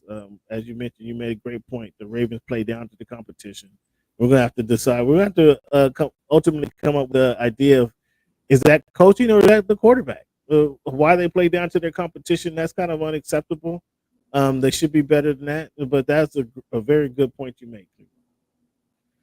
Cleveland, last week we did our supremacy rankings that started last week. We both had San Francisco atop the. We both had San Francisco, the Eagles, KC, and Buffalo, and I had Miami. You had Dallas, rounding out our top 5 in the supremacy rankings. This week, let's take a look at how they changed Cleveland. Let me share this. Share this for you guys. Can you see this? Yes. All right. This is the last week. This week, obviously, I have the Niners. Cleveland still has the Niners, the Eagles, the Chiefs, Dolphins. You moved the Dolphins up. Look at that. Move the Dolphins up now. Even though the Bills beat the Dolphins a couple weeks ago, that loss, as you mentioned, that we just talked about, going to Jacksonville, they're supposed to win that game. I have to put the Dolphins ahead of them. And look who slides in there. You finally want to give the Detroit Lions some credit, huh? I mean, some. Or is that I had some friends around the town, around 206, was like, hey man, the Hawks beat them guys. I mean, why are they not, why are they not in the 5 instead of Detroit? And I was like, well, Detroit did beat the defending Super Bowl champions, and that's why it is for now. Now, I know what it is. If the Seahawks beat the Cincinnati Bengals, best believe that'll be flipped around. Oh yeah, I know you're trying to sandbag right here. You try to sandbag. So let's look at last week, fans. This is how our pick segment broke down last week. Washington, Buffalo, Houston all disappointed me. I had the Indy over the over the Titans. I'm not sure why you still riding with Ryan Tannehill. You riding with that cat. And Baltimore let me down. Denver let me down. They got manhandled against. We're gonna see Denver get smacked around again tomorrow. They got manhandled. Is Peyton or Russell? Who's end up walking the plank here? Oh, I think it'll be Russell. Okay, I mean, but Russell's not having a terrible season. No, not at all. I mean, but it is the coach usually. It's usually the talent, but in this case, the coach is such a overbearing, polarizing figure that he can just throw the quarterback under the bus. Yeah. Looking at it, Green Bay, as I mentioned, let me down against the Raiders. So picks against the spread. I only got one right. Houston, as I mentioned, talked about that when the Falcons came back to win that. Baltimore let me down there. Who'd you have? Carolina let you down, and Houston let you down. Well, Houston, you won on that one. And No. We both lost on Houston. You won on Miami, and I won on Kansas City. Houston lost by 2. yeah, okay. So there's our picks. Our picks for the year: Cleveland 67% to 64%. And then, as I mentioned, fans, like this was a no-brainer here. Cleveland was leading this category for last 5 weeks. I knew I would be coming back. So 85% correct against our picks against our confidence picks. Who'd you have? Buffalo and Washington? Oh yeah, you said, no wonder you. No wonder you was pretty upset about Buffalo, huh? For No sure. wonder. No wonder you Buffalo, and then you just disown the Commanders. Just disown them completely. Sold them. I get it. I get it. Fans, these are my games of the week. My games of the week coming into this week is the Seahawks versus the Bengals. Another reason Cleveland was hesitant to give Joe Burrow any credit because he didn't want to put no bulletin board material up on the wall. I get it. The Colts against the Jaguars. I think this is going to be. I'm not a fan of either one of the teams, but just looking at the schedule of games we have this week, I think this was one of the most competitive games in their division rival. I think the Colts with Minshew, they're going to Jacksonville. Can they get a win? Jacksonville. We talked about how they got a couple wins that probably was undeserving, but let's see if the Colts can step up and beat the Jaguars. Cowboys, Chargers. I mean, we're close to a winner go home or loser goes home scenario here. The Cowboys they lose to the Chargers. They lose back to back games. Like that's going to be an ugly situation for them, right? And then the Chargers they need to get on the. They need this win. The Chargers need this win bad. So this is my games of the week right here. Let's look here at the way our picks go down. We agree, but I just point out the games we disagree on. There's Cleveland riding with Tennessee again. I'm not sure what your infatuation with Ryan Tannehill is. I don't know. I told you I thought ATL they found something in Ritter. They're going to carry this confidence into against the Commanders. Jacksonville, New Orleans. You got Houston beating New Orleans. Why you got Houston beating New Orleans? I just like the play of CJ Stroud. They're coming home. I'm not that enamored with the Saints offense, but that's probably one that, after listening to a little bit more assessment from the experts, I may have changed that. But I'll stay with it. I'll stay with the Titans or the Texans. Excuse me. Yeah, the New Orleans have a better defense, and then they have a veteran quarterback. So I'll go with the veteran QB over the. And Kamara looked pretty fluid last week. So yeah, if the Atlanta Falcons can beat up on Texans, I mean New Orleans should be able to as well.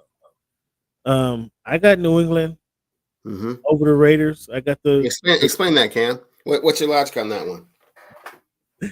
I got Bill over the over his Daniels. Yes. Oh, okay. Beating the people. Yes, that's what I'm okay. Okay. With that squad? And they're desperate. They're desperate. I mean, they're desperate. Because Bill's desperate to get a win. That's why you have it? Okay. Yeah, that's why I have it. Okay, fans. He won't relent. He don't understand this yet, but okay. They're desperate. The Chargers, another desperate team. 2-2, coming off the bye. It's gonna hurt, huh? 2-2 coming off the bye. It's gonna hurt, huh? I mean, they're gonna go. Yeah, this one's gonna hurt, huh? Ooh, this is gonna be a tough one. And Dallas, I mean, Dallas had. I mean, that's that type of whooping they took is kind of hard to recover from, isn't it? Against the 49ers, but this Chargers defense, I don't think it's quite as formidable as the 49ers defense. And Cam, who's going to be a home game for again? The Cowboys or the Chargers? It's in Los Angeles. I know where it's at. That's not the question that I asked you. I know the geographic location of the game. Yeah, that's not the question that I asked you. It's going to be a home crowd for the Chargers or the Cowboys. The Chargers logo is going to be on the midfield. Cool. So that means the Cowboys fans. The Chargers logo. Because otherwise, he just would have said the Chargers, and he has not said that to this point. So that means it's going to be a home game for the Cowboys. 70-30. Yeah, that's about right. It might be 75-25. That's about right. Picks against the spread. I got the Atlanta.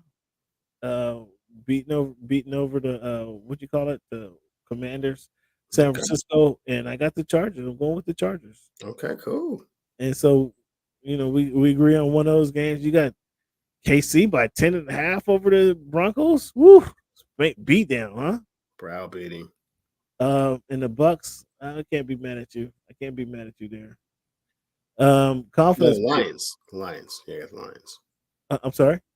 I got the Lions. Yeah, the Bucks. what did I say? Yeah. You said the Bucks. I'm sorry. Oh, you got the Lions over the Bucks. My bad. Yeah. I got New Orleans, Miami, Philly, Buffalo, and KC. You got Ooh, get that Buffalo at 4. I like it. yeah, KC, you was talking about me in the spread, but we both lockstep. You don't have quite as I much got 'em confidence in winning. the Dolphins, I see. I We're got both on the same with the Eagles. Okay. the only difference is New Orleans. I got New Orleans in there. You got San Fran. So we'll see how things transpire, fans. And these are our playoff picks right here for the season. Cleveland trying to change it. He's trying to make me change them up by the end of the show. And I'm going to take. In fact, I'm fans right now. You see, I had the Eagles. I got the Chiefs going for the Super Bowl in the AFC. I got the Eagles in the NFC, but I'm making a change right now because Cleveland is put something on the table. What you put on the table, Cleveland? What was you put something on the table? But I mean, what did I say, Cam? I mean, I just want to know so we can get it right here. Didn't you put something on the table earlier? But what did I say, Cam? The 49ers will not win the NFC. Did you say that? I did say that. And that's what I'm putting on the table right now. I'm wanting to take that money from you for what's the deal? It's 2 elbows that the 49ers will not make the Super Bowl. Let me find my banner. Let me find my banner right here. So make sure that we can get this down and we can remember this one because I know what Cleveland to do. Mm-hmm. Create a banner. Oh man, I mean, can you clear out the banners from like the last 5 years? For crying out loud! Oh, Is he even still in the league? did you see what he say? Is he still in the league? Ah, that's funny. What do we say? 49ers won't win the AFC? The San Francisco 49ers will not play in the Super Bowl.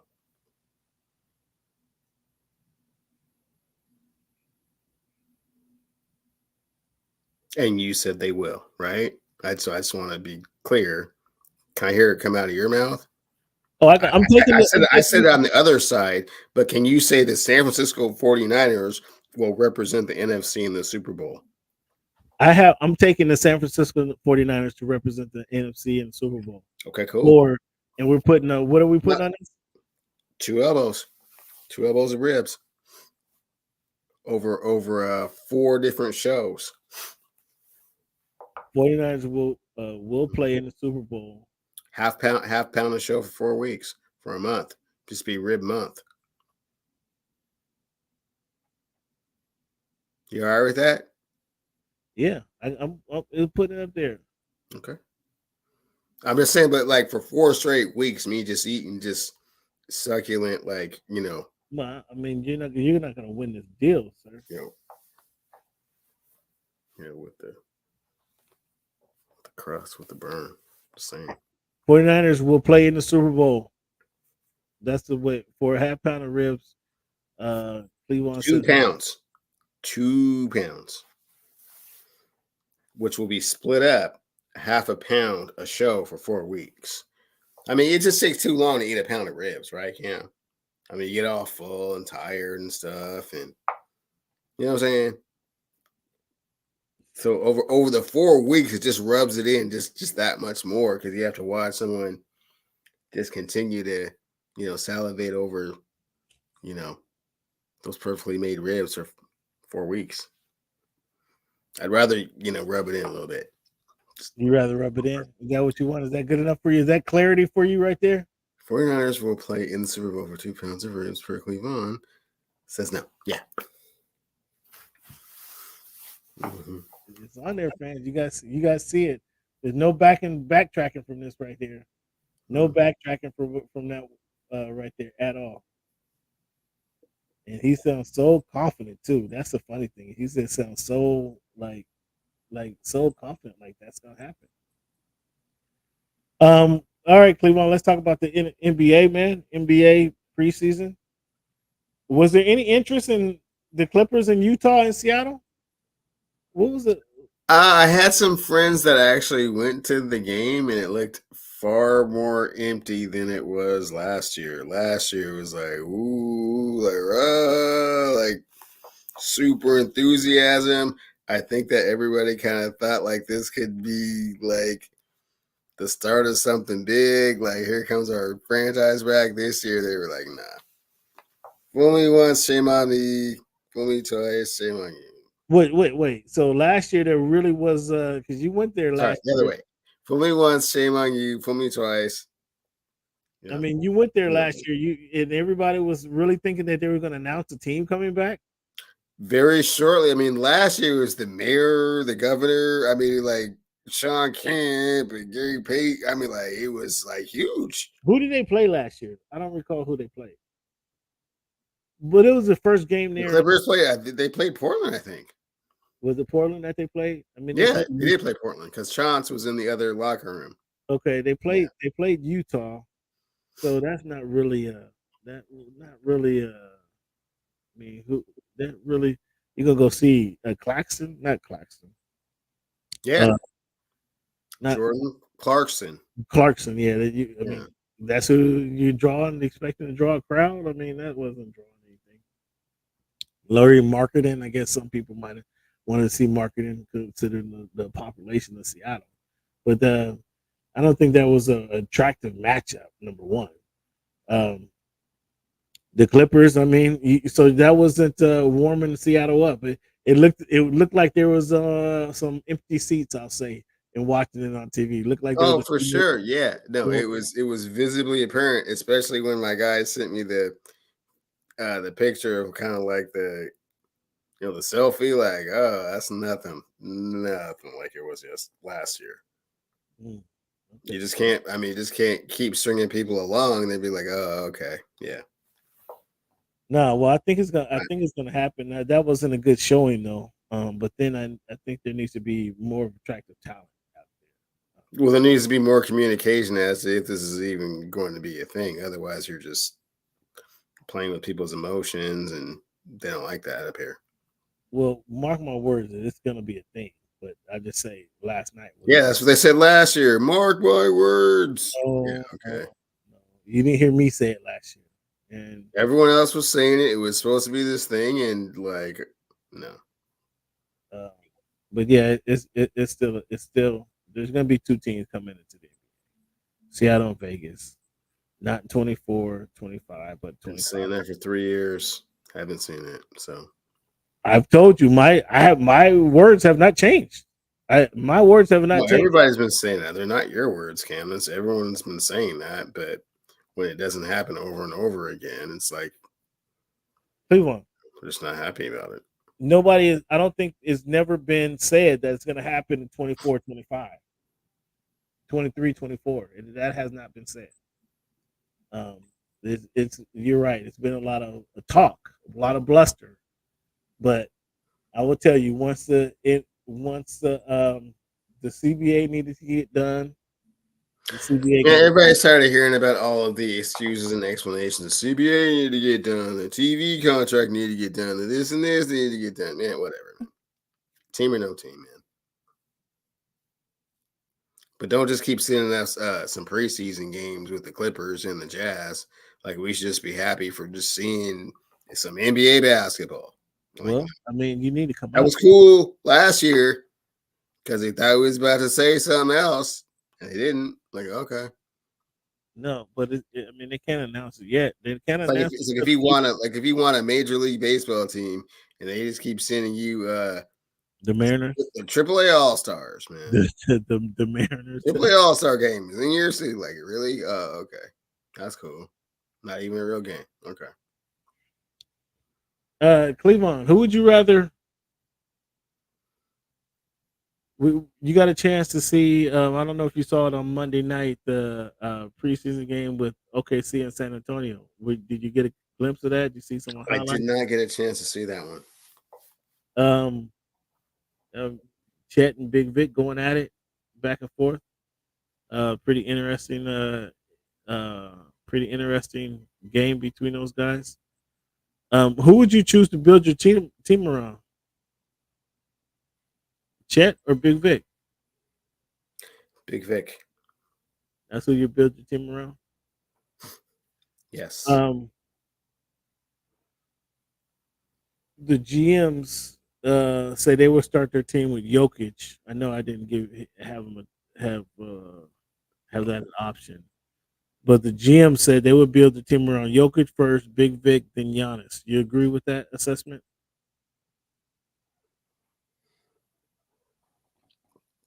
Maybe Giannis over Big Vic, just because Giannis has proven a little bit more. I mean, obviously, Vic is a unique physical specimen, but we have yet to see how that translates into the NBA. So I would certainly pick the NBA champion over a rookie. Fair enough. Fair enough. Um, the GMs also say they would. Who would you have take the last shot out of all the players in the NBA? Yeah, give me the three names. Who would you take? Who would you have take the last shot? This is according to the GM survey that was recently posted. Um, who would you choose to take the last shot? I'm gonna give you the GM's three names, but let me see if you how far you off. How far you are you off? I would say Steph, Dame, Luca. Luca to take the last shot. So you're 2 for 3. It's Curry, Durant, and Lillard. So two or three. Luca, you have Luca take the last shot. I mean, you know, KD. I mean, that's that you can't go wrong with that. 6'11", unstoppable, unguardable. It's Yeah, probably a better pick than Luca, but I mean, Luca having the ball in his hands, you know. you go Luca over Booker. Yeah. Would you? Interesting. Okay. Couple questions. I gave you last week my top storylines coming into the NBA. I'm gonna add a couple here. Can Sabonis? Let's see how to phrase this question. Centered around the Kings. I know you didn't believe in the Kings last year. The Kings won number 20, kind of like Brock Purdy. I asked you from November. No, Brock Purdy. For Brock Purdy has not lost a regular season game. The Sacramento Kings got into the first round with the champs and got beat up. So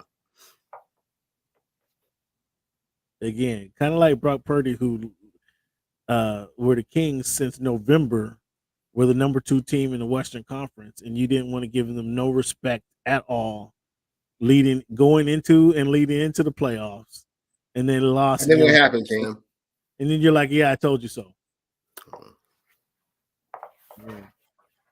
So let me ask you the question. This is for the Kings to make the finals, the NBA finals. Let's just say the Kings to win the West. Man, cut that out. Man. Question. Cut that. No.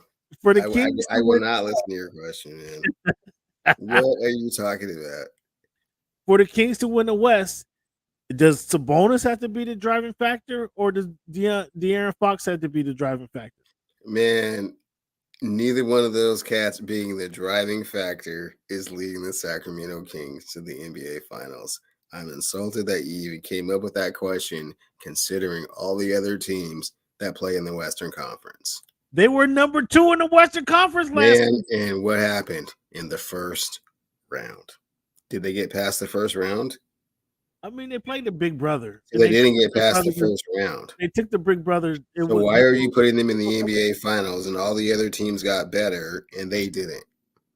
They didn't get better, so you don't get better after. Did they add Bradley Beal? Did they add Chris Paul? Keep going. Did they add Chet Holmgren? Did they add Fred VanVleet? I mean, who did the Sacramento Kings add to their roster to make them better? So Phoenix is the only one of those teams that have a better record this year than the Kings. The Sacramento Kings. Bro, the Kings will be the number 6 or 7 seed at best, and they may not even make the playoffs. Remember, the New Orleans Pelicans didn't make the playoffs last year, right? The Sacramento Kings were number 2 in the Western Conference. They sure were last year. You think they're just going to fall off? Yeah, fall off. Come on, you're.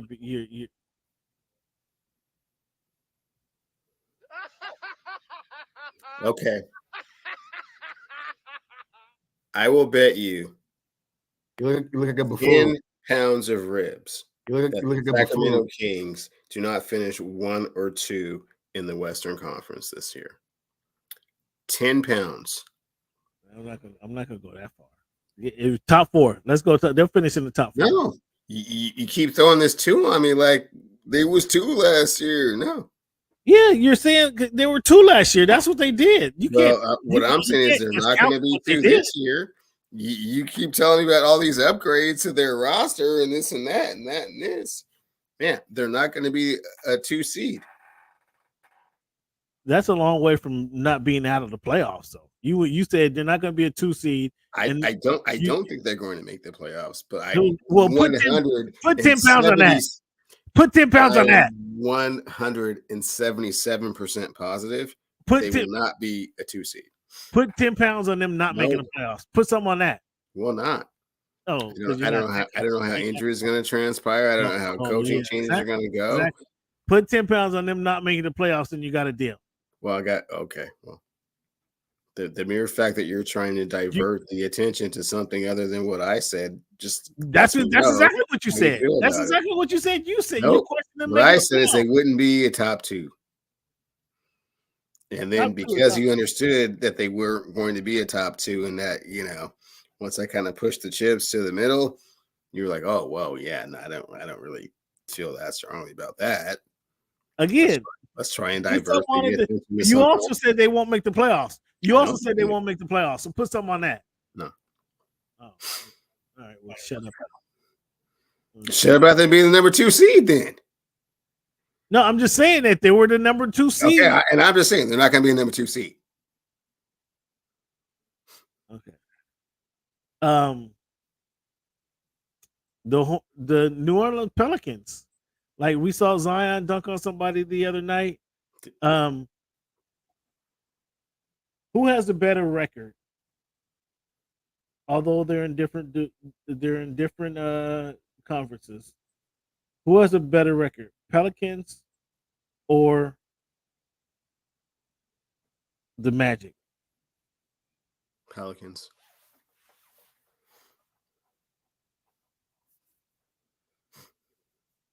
You said that pretty quickly. You don't think much of the Mavericks and your boy Paulo's great. They don't have enough other talent around him, and I was not all that enamored of their draft this year, so I didn't think they gave him really a lot of help. What rookies are you looking forward to, Cleveland? Victor Wembanyama. Okay, we are looking forward to Victor. I wouldn't say I'm looking forward to any of the other rookies in the draft. No. What about your guy? Shit, I can't think of his name. How am I having a brain fart? What about your rookie on the Lakers? On the Lakers. The point guard. Fino. Man, no. If he can contribute, that's great. Yeah, but no, I'm looking forward to it. So Vic is the only one you're looking forward to? Yeah. See what Scoot can do a little bit. I mean, but other than that, I mean, no, not really. I mean, that's what else. What else are your thoughts? What else are your thoughts? You didn't like my thoughts. You said the James and the Sixers is kind of your third storyline. Big Vic, his debut is your number one storyline. And the Bucks and the Celtics. That's your those are your top three storylines in the NBA, right? I mean, absolutely. I mean, let's see a little bit about how this Golden State thing is going to work. I think it's going to be a shit show. I mean, I don't think Chris is going to stay healthy, and I don't think he's going to like his role with the team per se. You got him as the 9th seed. Kings might be. Say that, Steve. Say that, Stephen Jones. I don't think they're gonna be that far, dog. Come on, they're gonna go from 2 to 9. What do they do to them? I'm not even. What do they do to get better? They Way played too early for me to. What did they do to get better? Let's They hear about this played the season. They were in. Was the Western Conference strong last year? Was the Western Conference tough division last year? It is way stronger now. Was the Western Conference a tough division last year? Why are you avoiding my question? Yes, they were tough. The Western Conference is always tough. I mean, that's okay. They're not just going to fall off like that. They're not just going to fall off. Oh, man. They're not just going to fall off. Yes, they showed are. They were solid last year. Off of a cliff because everyone else got better and they didn't. They didn't add any talent. You mentioned Phoenix is the only team that got better. Phoenix got much better than them. Phoenix. Look, what did I say? I got 10 pounds of ribs on the fact that those cats will not be a number 2 seed this year. Go jump on with Steven. Jump on with Steven and say they won't make the playoff. That's what Steven is saying. Once you jump off your number 2 cloud. Steven hasn't been in the playoff tournament. Why don't you jump off your number? Just go ahead and say the Kings will be in the play-in tournament, and you got a deal. No. Say the Kings will be in the play-in tournament. Go ahead and jump off your number 2 cloud. My dude. No, they won't be number 2. I'm with you there. So you're with me there. It's not likely. Okay. Okay. It's not likely. All right. Well, the fans, thanks so much. He has jumped off his number 2 cloud. Okay. The Thunder, the T-Wolves were injured. True enough. Okay. I mean, the Clippers stay injured. Clippers, Thunder, T-Wolves injured. The Kings, just unsure adversity that they faced last year in the playoffs, they're going to be better from that alone. What adversity did they face in the playoffs? They lost to the big brother embarrassingly. They were the number 2 seed, and what you can't get off of is saying that what did they do in the playoffs? All of that talk, because you're right. They're listening to guys like you who's saying, "Oh, wait till the playoffs happen. Wait till the playoffs happen," and then they lost to their big brother in the playoffs. Like, that was abnormal. The Golden State was the one team that they did not want to face in the playoffs. Because all those other teams, they could have beat them, but just not the Golden State Warriors. That was a big brother from down the street. That was a big brother from down the street. It would not have mattered. They were the Sacramento Kings. In the top 4 of the Western Conference this season. People were angling to play the Sacramento Kings in the playoffs. The Mavericks were just figuring things out. They were. I mean, the Magic were. Mavericks. They won't be who? The Mavericks. They won't be a top 5 seed in the West. Come on, Steven. The Magic. How do you know that? I mean, have you? Kyrie and Luka. Who are they stopping? They're not stopping anybody. Who's stopping them? Yeah, dare I say the Kings will have a better record than the Mavericks? Oh, no. I'll go on and say that right now. The Kings will have a better record. Man, I'm not trying to entertain any other bets with you and your Sacramento Queens other than they will not be a number 2 seed. You can dangle it. You and Mike Brown can dangle around and You and De'Aaron Fox and Put Keegan some on the Kings. Murray Put some and on that. The Kings Sabonis. will have a better record than the Mavericks, than Dallas Mavericks. Put some on Nope. that. I'm gonna stick You to my want? I story. mean, They will not be a number 2 to pay for seed. that. You Nope. might be able to get Mark Cuban to pay for your dinner. Pay for our dinner. Mm-mm. I say the Kings. I say the Sacramento Kings will have a better record than your Dallas Mavericks. How You've about already that? walked. You've already walked back. They won't be a number 2, and I'm good with that. Steven, you got something on that? Because they'll have a better record. Kyrie and Luka, De'Aaron Fox, Domantas Sabonis will have a better record than that. Mm-hmm. Keegan Murray, they'll be a better team. Mm-hmm. And that fourth player. I mean, just those few alone. What do you think about the Grizzlies? Grizzlies is another team.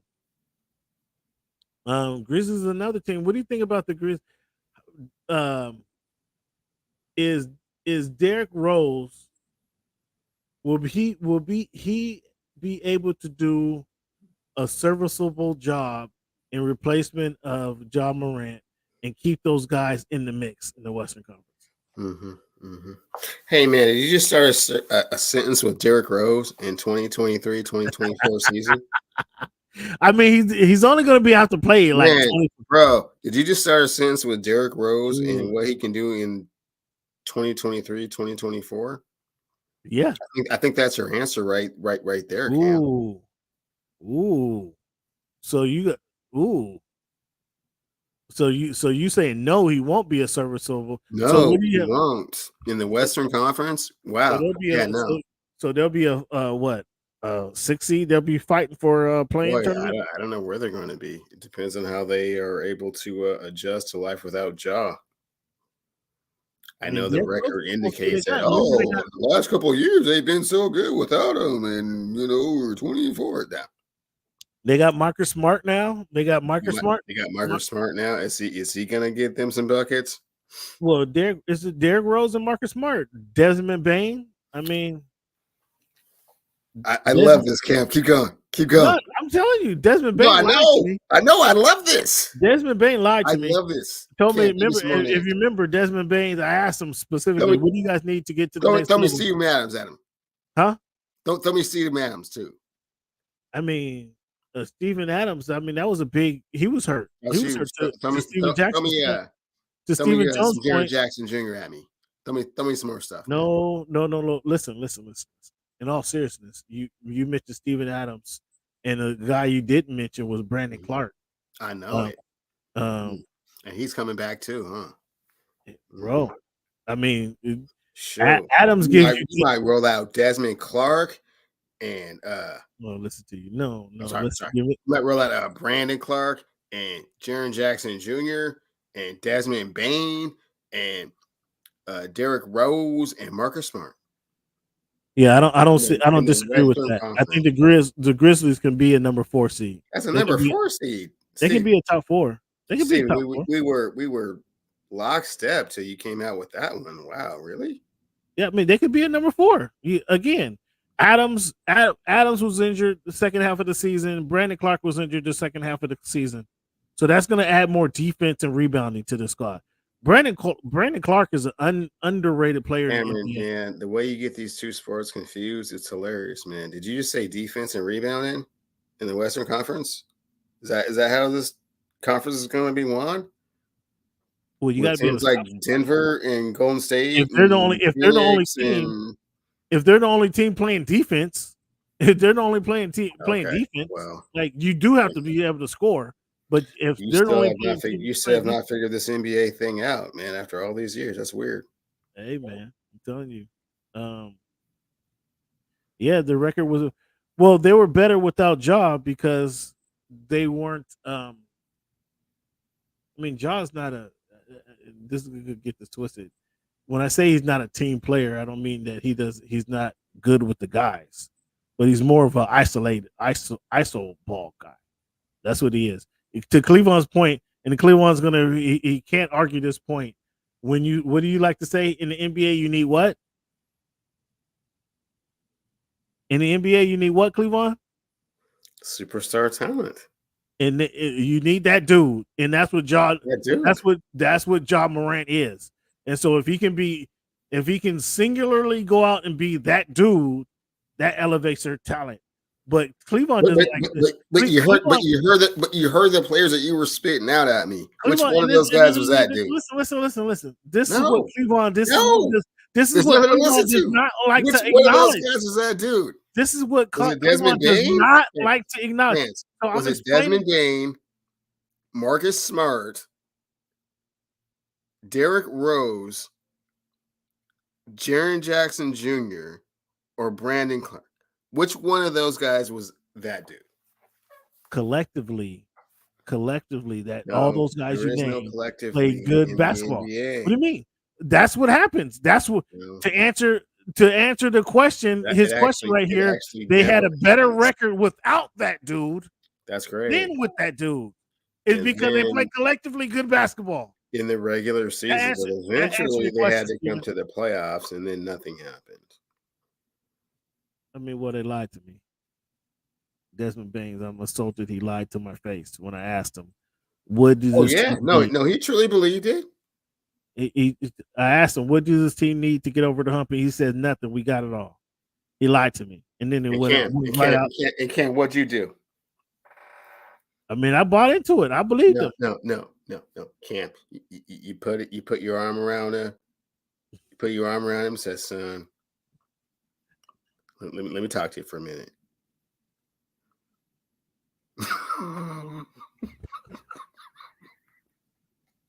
Son,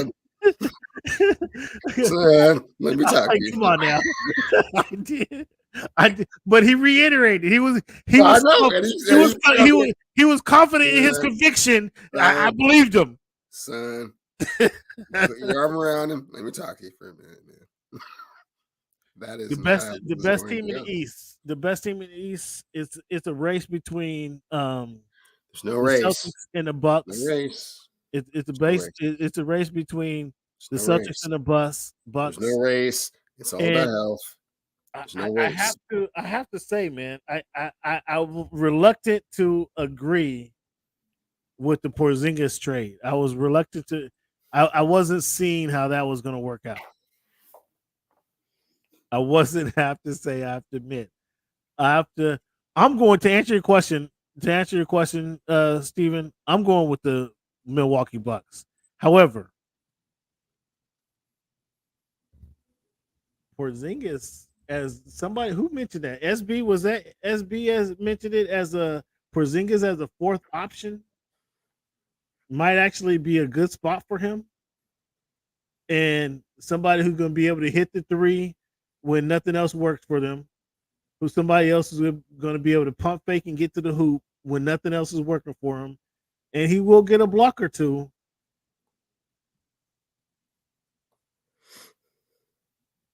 And dare I say it, man? Dare I say I was so disappointed in anybody who mentioned that Porzingis trade working out. And I saw some things a couple nights ago that it was the last show we just had with HMV meeting. Come on, man. He pointed out what was going to go on. He did. How it would be better. Again, Steven, I know. Some preseason basketball. Steven, I know. Amen. I know. You watched some preseason basketball, making all kinds of conclusions and assessments, man. Come on. It looked better than I anticipated. That's all. That's about all I can say. I'm still going to ride with the Milwaukee Bucks, but it looked Porzingis. You're absolutely right. Pavi brought it to my attention. It looked better than I anticipated. And then I saw that, okay, Stephen Jones, or not, excuse me, Stephen Jones. If, how am I having a brain fart? What's my man's name? Jason Tatum, Brown, when that doesn't, your first two options doesn't work, and then you bring in Drew Holiday, that doesn't work, you can kick it out to Porzingis. When he's your fourth option, that's not a bad. That's not bad. It just saw it looked like it looked better than I anticipated. So to answer your question, who is the best team in the East? I'm going Milwaukee Bucks. Bucks, and I think it's gonna be Bucks and the Celtics. That's it. Wow. And yeah, I laughed at Porzingis too. Not exactly going out there on a limb, Cam, but yeah, I think that's how it's going to shake out. I don't know. I don't expect it. I don't believe in the Sixers. This James Harden, do or don't. I don't believe in the Sixers. I don't know what they do with James Harden. I would have got rid of James Harden by now. I mean, you change is addition by subtraction. You get rid of Harden, send them to Toronto, send them to. You send him to the Los Angeles Clippers like he's been angling for. I think that deal's almost done. I mean, I keep checking my phone to see if that deal is done yet. Is it done yet? Hold up, Cam. Why we're mid-show? Did Bomber reach out to you? You got Bomber's line because I know how you like to pay. I know. Hold up. Okay, not yet. Again, I'm shipping him. I might send him to the Nets. I might send him to the Nets and go get Ben Simmons back. He's already been with the Nets, so that's another thing that's going to happen. But the Clippers they're close. They're close. Yeah, that's addition by subtraction because, I mean, Maxey, you want let Maxey get loose. I don't know that we're ever going to get the next step from Tobias Harris. I don't know that he's ever going to take that next step that you want him to take. But Maxey, you get the next step from Maxey, and you let him run him and Embiid take over the controls. I think that's not a bad situation right there.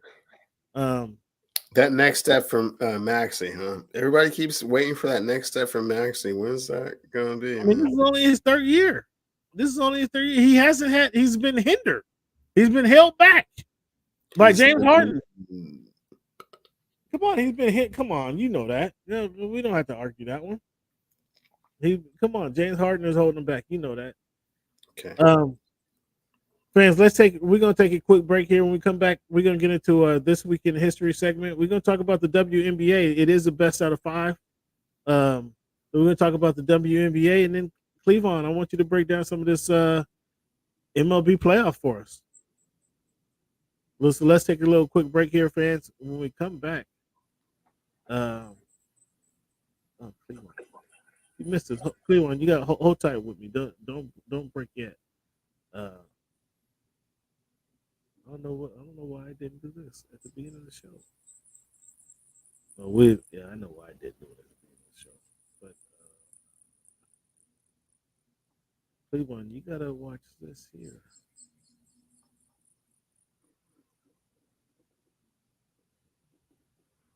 You gotta see this, please.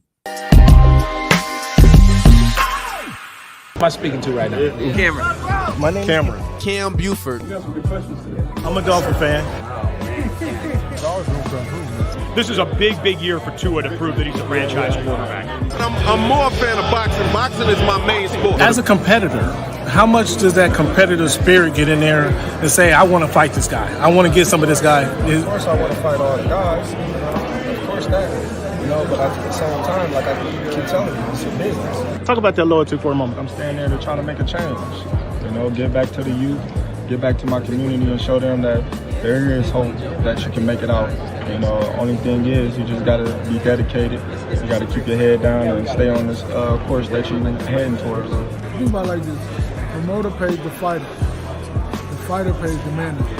Okay. So the manager works for the fighter. The fighter works for the promoter. Okay. If you can see, you can believe. So you are lifting weights currently?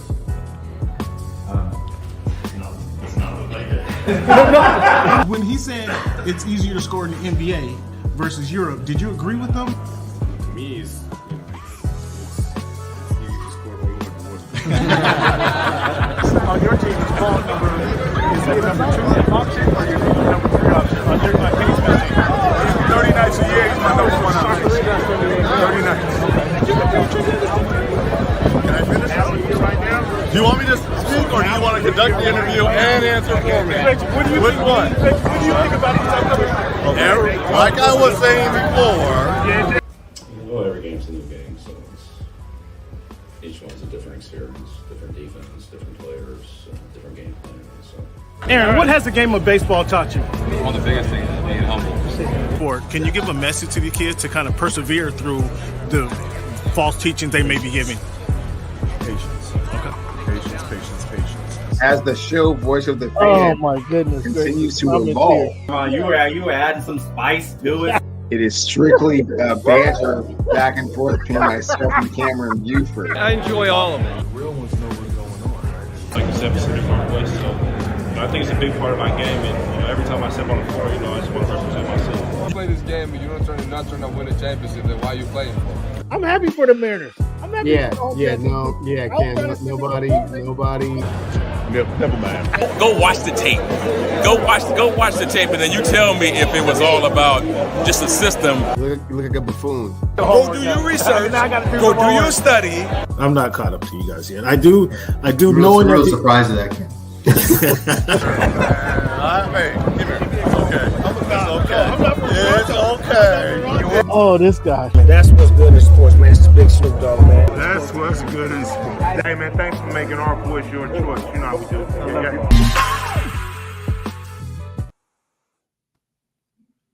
Yeah, might not be able to talk about my guy too longer, so I had to slip him in there. I had to slip in there, and before Bill Belichick becomes irrelevant and ends up on Man, that is the most I've heard Bill Belichick talk this entire season. Is answer your question. Oh man, that was a funny moment. But that moment, man, with Reggie Miller, man, that was absolutely hysterical. I had to go back in the archives with that one. Cleveland, let's jump right into it, man. What's up with this Major League Baseball? The Dodgers get swept. Can you talk about that? Is this not what you was expecting? Because you had the Dodgers in the World Series, didn't you? You Dodgers and Angels. To start the season, I had the Mariners and the Padres. So I mean, I was just here recently. I wasn't holding you to that. Oh yeah. As the playoffs started, absolutely had the Dodgers. Clayton Kershaw giving up those 5 consecutive hits. 6 runs in the first inning. Yeah, that kind of set the tone. Game 2, they were not able to rebound. These are really short series. Wow, they went to Arizona and couldn't muster up any offense. Why? What happens to Kershaw in the playoffs, man? Why is this is I mean, truthfully, this has been going on year after year after year. Like, I don't know why they're expecting something different to be happening here. What's up with Kershaw in the playoffs? Why does he have the yips? I don't think it's the yips. I think he just doesn't. I think he just gets tired and doesn't locate the pitches like he was in the regular season, and teams are just on it. They kind of almost expect it at this point. Mookie. I mean, Mookie is who's the MVP? You have a dude from Atlanta, right? Acuna. Ronald Acuna Jr. is my pick. Wouldn't be surprised if Mookie won it, but I said wouldn't be surprised if Mookie won it, but Ronald Acuna Jr. is my pick. But okay, so I mean, either way, I mean, they have MVP caliber player on their team, right? And to get swept, that's kind of is that Bip Roberts? Should he be out of there? I don't. You can throw a lot of shade at Dave Roberts, and that's fine. I mean, obviously he has the biggest payroll in baseball. So, that is supposed to buy you a championship, and it's only bought them one in the last 6 or 7 years. I mean, the payroll is extreme, $250 million. And you get to the first round, you play 2 additional home games, and you go home. That's kind of lame, right? So it would be easy to point the finger at him. I mean, their second best pitcher, got suspended for beating up his wife. So it's like, okay, well, there goes that. And then your bullpen is kind of so-so. And, baseball, especially in the playoffs, is very, momentum driven. And they just didn't have any. Not to make excuses and explanations for them, because I don't feel like you should have to do that if you have that type of payroll. But yeah, I wouldn't be surprised if he's not on the chopping block. Who are you going to get better to replace him? Well, that remains, that's the big question. So the thing over the past few years is the reason he hasn't been replaced is because he's not really making the decisions. Apparently, it's coming from the owners, and you know they're looking at the computer and they're looking at the analytics to say, okay, play Mookie, don't play Mookie, put in leave Kershaw on the mound, or don't leave Kershaw on the mound. So he's kind of been taking the face of it, taking the brunt of it, but he's not really making the decisions. Do you see that? Do you recognize that? Can you believe that? Hard to say. I mean, when you're in a managerial position like that, I mean, there are so many, baseball has so many nuances that it seems like it would be kind of hard to do that on a, inning by inning, play by play basis. But maybe so. In the dugout, there's a phone in the dugout. There is, but I mean, yeah, I mean, if you're under that kind of scrutiny, and every decision that you're making is ultimately second guessed, and having to get approval from someone, then sure. I mean, if he's just the person that's just quote unquote pretending to be the manager, then he can stay for. I mean, black. He can be the Roger Goodell of the Los Angeles Dodgers. Sure, take all the. I mean, that's kind of been the as long as I've been kind of quasi following the Dodgers, that's kind of been the situation. Or the not rumor is not rumor, it's almost fact to this point. That's kind of been the truth of what's going on. Is he's been the front man, but they're making the decisions above him, and they're calling down and making sure he plays who they want him to play. And that's why because we've seen the same thing happen like year after year after year. We're like Kershaw fading out in the playoffs is not a surprise to anybody. The Dodgers underperforming in the playoffs is not a surprise to anybody. So for him to continue to keep his job, it kind of has to be that situation, right? Because I mean, not necessarily. I mean, he did win the World Series. What you're suggesting is that because of the managerial decisions that he makes is why the team is not having more success. And from the outside looking in, that's not really what it is. It's really more the players get to this situation or get to this point and they don't live up to expectation. As a manager in baseball, you can only put people in a position to win. But when you always have the most talent and the best players, then it's up to them to do it, right? So you hear your whole thing on talent again, talent over coaching. They have the talent, they're just not getting it done, is what you're saying. Yes. I think there has to be a reason for that. And if you're not able to but it's not necessarily because the manager is not doing their job. It's because they just don't get it done. Kershaw, okay, he's not that guy. I can say I'm not starting Kershaw in the playoffs. I can make that decision, but they keep rolling them out there. You have to start Clayton Kershaw. No, you don't. Not at Cleveland. And for the last Cleveland, even in the year they won the Super Bowl in the COVID year, won the World Series in the COVID year, like he wasn't impressive in the first. He won a World Series game. That was the one game that he played with. He came back and he pitched off a short notice, right? He pitched off a short notice and finished the game off. He didn't pitch the whole. He didn't go throw a complete game. You know what I'm saying? He didn't pitch a complete game. Okay, well, I mean, I hear you, man. Jump all over Clayton. He's been underwhelming in the playoffs his entire career. I can't say he hasn't been, but I can't say that means you just don't throw Clayton Kershaw. That's not a thing. Well, we see where they are. What do you think about the Braves? The Braves and Harper. The Braves and Philly. Now I wanted to come on. I wanted to get your feedback, and now they were bashing Harper just the other day for maybe making the worst play in all of baseball history, is what I heard. When he was on first and rounded second, and the guy made I guess he assumed it was going to be a home run or at least hit the fence, but the guy made the catch and then throw him out as he's trying to get back to first place.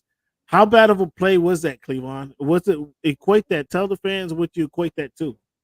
I mean, it wasn't terrible. I mean, certainly it was an aggressive play. I mean, you should probably err on the side of caution, given the fact that you should actually see the ball land before you get that far off of first base with no But just, chance. I mean, just wasn't it just last series? Not to cut you off, wasn't it just last series that he overran the third base and he took a double and turned it into a triple to get from home or first base to home, and kind of won them a game. So I mean, it certainly comes down to a little bit of decision making, a little bit of luck, but I'm not going to throw Bryce Harper under the bus for that one. I mean, these things happen. Okay, all right. So you don't see it as one of the worst plays ever in baseball playoff history, as they were talking it up as a couple nights ago. But now they have the Braves down. And your guy Ronald Acuna Jr. The Phillies are up. What's your thoughts on this situation? You got the Phillies to finish them off? No, not necessarily. A very shortened series. We'll see if big players make big plays, or if they just pitch around him and make him a non-factor. That happens too. That's part of what happens when you get in these short series, and you can take their best weapon away pretty easy. You just either put them on or just don't pitch to them. And Houston advances again. What's your thoughts on Houston? I mean, is this their Houston just automatic World Series team here recently? That's who they are. They produce when the lights are the brightest, and they have a very established team, veteran players that get clutch hits and get clutch outs from the mound. They've been a different team since they reacquired Justin Verlander. They were kind of spiraling before that. He's certainly righted the ship. Okay, so nothing bad to say about Houston, huh? I can sense the tone in your voice. I mean, I could be the they're cheaters and they banged on the garbage can. I tend to get past those kind of things. I mean, people do things to gain competitive advantages, blah blah blah. Were they right? No. Obviously, they did a whole investigation and found out that they actually did do that and suspended Joey Cora for an entire year, et cetera, et cetera. So he came back and won the World Series after that, after those allegations. So that's kind of no, that's not validation. They actually did all that, which is what the whole investigation was about. Right, so but I'm saying they came back and won it after. So all you can say is that perhaps they could have won without doing that, but they didn't do that. They actually were cheating. So, yeah. But then when you come back and win it after those allegations, doesn't validate anything. No. What do you mean? How does it not validate anything? Yeah, after they came back and won. Because the way that you're saying it makes it seem like they would have won it without cheating, but they just cheated to win. It's not. Yeah. I mean, you can't say they couldn't. You can't say they couldn't have won it. Now, if the next season, like they turn around and went. That's like your boy Bill Belichick. I mean, they could have won the Super Bowl without taping all the things from the, no, the rafters, but they did. But if they didn't make the playoffs the next year, then I think that makes it a stronger point that cheating made a difference. But when you come back and win the World Series after all the you can never quantify how much cheating makes a difference or not. The only way you can kind of do that in baseball is kind of with steroids, and it's only with like a lot of like projections and numbers and statistics. But as far as actual World Series titles, and they've already been convicted of being guilty of doing that, you can't say, oh, well, they would have done that anyways. They didn't have to do it, but they just did it. I mean, that's just, that's not a thing. The Cleveland. Okay, they got accused. You got accused. They get accused. They got convicted.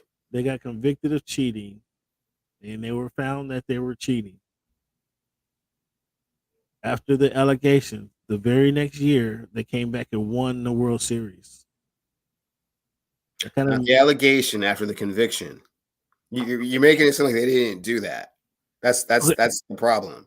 Or No, that it didn't contribute to them winning it. And because they won it the season after they got convicted of doing it, means that it wasn't that big of a deal. And you have no way to determine that. yeah, Because it happened. because even with all the eyeballs on them, they came back and won the World Series. That does minimize that conviction. It does not. I disagree. I totally disagree. Because if they didn't make the playoffs the next season, then you're like, oh, that mattered. Now they really needed that. They really needed that play stealing.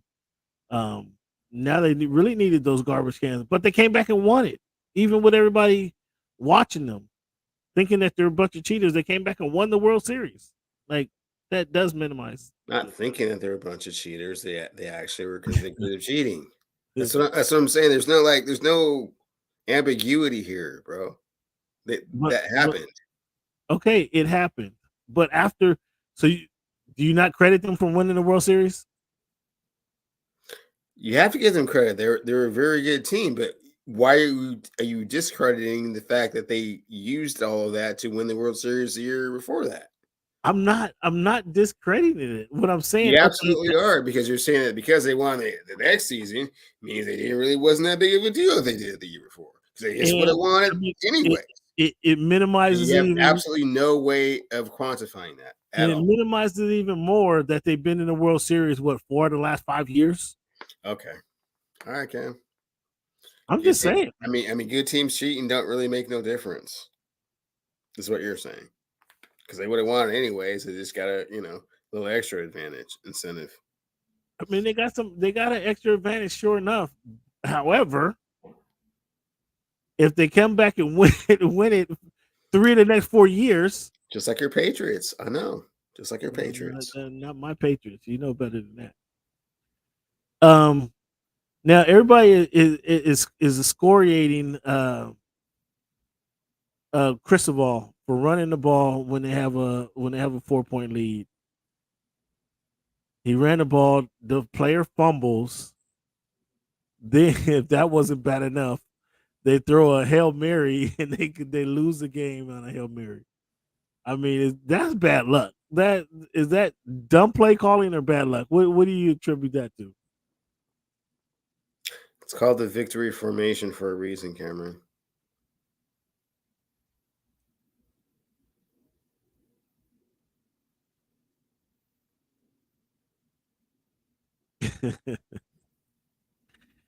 I mean, some of that is bad luck, man. You run the ball. No. It's called the victory formation because you cannot lose if you do this. If you do some other things, then other things can happen, and then the game can, be in question. But if you just take a knee, that can never happen. Hasn't happened since the Pisarcik fumble that Herm Edwards picked up and ran back for a touchdown in 1982. So should he lose his job for that? That's a fireable offense? I believe it's a fireable offense. I mean, they do lose a lot because if they win the game, they stay undefeated. If they win the game, they're certainly in line for a bowl game, which is millions of dollars to the franchise who hasn't been relevant for a bunch of years now. He don't expect a guy to fumble.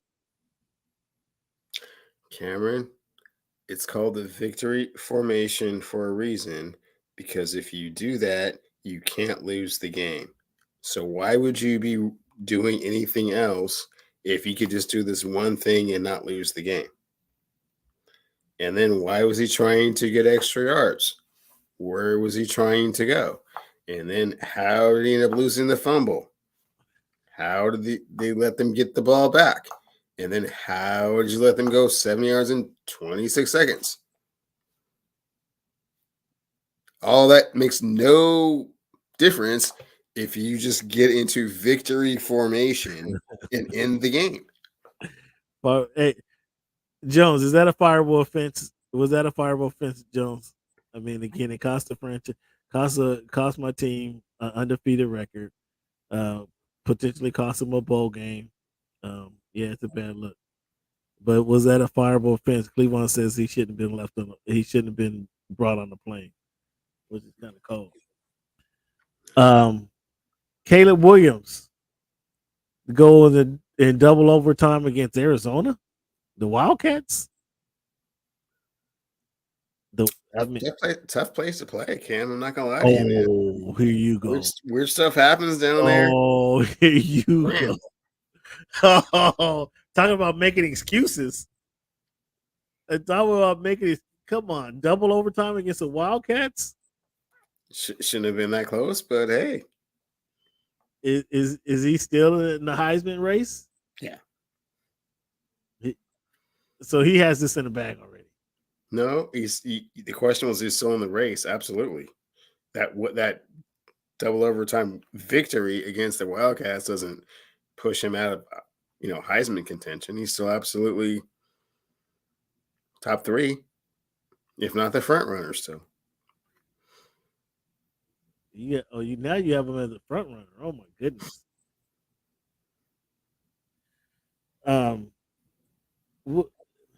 It looks like those Huskies they're ranked in the top. They got a big game up this weekend. Yeah, Oregon comes to town. So, but this is a 2 top teams, if I remember correctly, right? 7 versus 8, yes. What's your confidence? I see you got the purple and gold on. What's your confidence in this game? Got a lot of confidence in that offense. I mean, we will see how the rest of the team plays, but I think that the receiving core the Huskies have and the explosive offense will be more than the Oregon Ducks can handle. All right, fans, before we let you go, I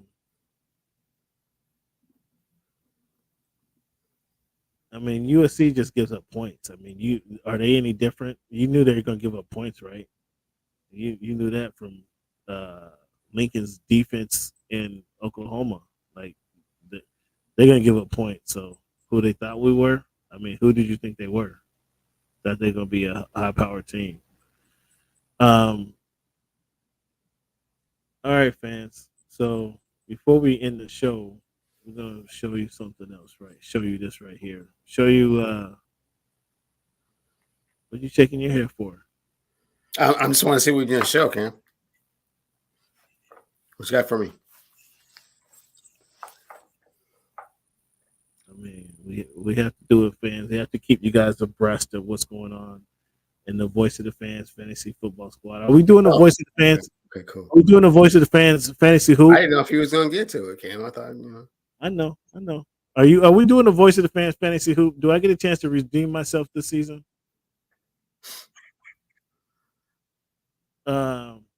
Voice of the Fans Fantasy Football League right here. You see, let's point out the first thing we have to point out. We must point out is who leads this league in points right here. You see, 697. I mean, I just can't discount. It's all about points, right? No, it's all about wins and losses. How those points equate to wins, Cam? Well, you see, I'm on a winning streak right now. Okay, so you're tied for 6th place. That's not accurate right now. Actually, I'm in 3rd place as a standing show. Okay, so 3, 4, 5, and 6 all have the same record as you. Again, but they don't Am have. I reading this wrong? Or I mean, tell me something here. 3, 3, 6 is all 3 and 2, right? I mean, that's one way to look at it. But who has the most points? Who has the most points on the board? Do you notice? Okay, and if 7 and 8 win their matchups and you lose next week, then you're in 8th place. If was the 5th, I got America's team this week. Okay, American team 4-1. So I got some tough competition. I'm gonna have to knock out. Cleveland. There's young Sam at number 1. Yeah, he can't wait to. He couldn't wait to hear that. Let's see who's on his team and who's on his roster right now. I'll get to you. I'll get to you, Jones. Well, I'll answer your question, but let's before we get out of here, let's see. Cleveland has C.J. Stroud. Oh, C.J. Stroud leading your way. He done worked his way up to number 1 spot, huh? Zay Flowers and Trevor Etienne, Pacheco. You happy with Pacheco? I see. So you went out and got a Amari Cooper. When did that happen? You didn't draft him, did you? Oh yeah, don't worry when I made the moves. I mean, he's on the team right now, so. Well, you got a couple guys on the IR. I don't know how you're gonna work that out. Gibbs has Gibbs showed up for you? Not yet. Not in the way that I was expecting. This Schultz has been all right. I got him in a different league. Yeah, it look like just another injury could set you back. Huh? Oh, for sure. Yeah. I mean, I'm thin. Yeah, it looks you look real thin there. You look real thin there. Let's take a look at a well-built team. Let's take it. Are we looking at the 8th place team? Is that what we're looking at? No, we're about to show you a well-built team. A team that's built to last. Look at that. Justin Herbert, Jamar Chase. I mean, first and foremost, we're starting with Justin Herbert. Wow. I mean, this, yeah. I mean, your best player is Laporta. Kenneth Walker. I mean, Laporta is looks like your best player is Laporta. Yeah, rookie. He's getting it done. He's getting it done, whether you know it or not. I got Nico. I'm on the Texas bandwagon. I got Nico. A Cheney. He's also out for 4 weeks. That hurt right now. That hurts right now. A Cheney, man. Got to go get DeMarcado. I mean, since your guy couldn't carry the load. That was a good pick up. Your guy couldn't carry the load, so I need somebody. He did do well last week. That's no question about that. And Palmer, I mean, you're gonna see Palmer. You don't know nothing about Josh Palmer. You'll see him on Monday night. I sure don't. You don't know nothing about him, and apparently you don't either because he's not in your starting lineup. So, well, no, because I got Pierce. Okay, well, sure. And I mean, who am I taking out? Am I taking out? I mean, all this analysis hasn't equated to wins just yet, but I'm sure with the way that you're trying to. I'm a game behind you. I'm not sure if you noticed that or not, but I'm 1 game behind you. 1 game. Uno. Okay, but you're behind me. Uno game. So all that bluster you got. And you're projected to lose this week. So I got some moves to make. Okay. But I'm right there. Just saying. Am I projected to lose this week? Or I'm sorry? So was I projected to lose this week? I couldn't tell. Yeah, absolutely. Yes, actually you are. Actually, okay. You're projected to get smacked around. Actually, well, Tony's supposed to beat me up. Okay, we'll see what happens. Yeah, see what happens. So yeah, that's a look at that. So we got a couple first place fans still in first place though. That's as of now. The game starts tomorrow. The game starts tomorrow. So what do you want to talk about before we leave? What's the best Jordans of all time? Oh, I'm not a Jordan guy. Was the second or third ones? I would have to go with the ones in '88, man. When the one of the white with the little skin on the black ones. I don't know. I forgot what they're called. Yeah, I'm not a huge Jordanite as well. So can't recall what the best. I think it's the 2 or 3s, the all white ones with the little skin on the heel and the toe. I think. Nah, it's the other ones. It's the can't figure out what the name of them is. Yeah, I'm not a big Jordan. But I'm not an Nike fan. I'm an Adidas guy. Jones. Just I bought. I don't think I ever told this story on the air, but I bought 1 pair. I physically purchased 1 pair of Nikes. I've had other pairs kind of gifted to me, but I physically bought 1 pair of Nikes, and that was those Bo Jackson's cross trainers. And that's how far I go back. Both was that 89, 88, 89? I think it was 89. So you're not personally bought Jordans in over 30 years? No, I've never bought a pair of Jordans. Nikes, Period. excuse me. Nikes. I've never bought a pair of Jordans. Period. Never, ever. Proudly, never had any in my closet. Never, ever. But you haven't bought a pair of Nikes for over 30 years. Yeah, correct. Yeah. Not even the Air Hirachis.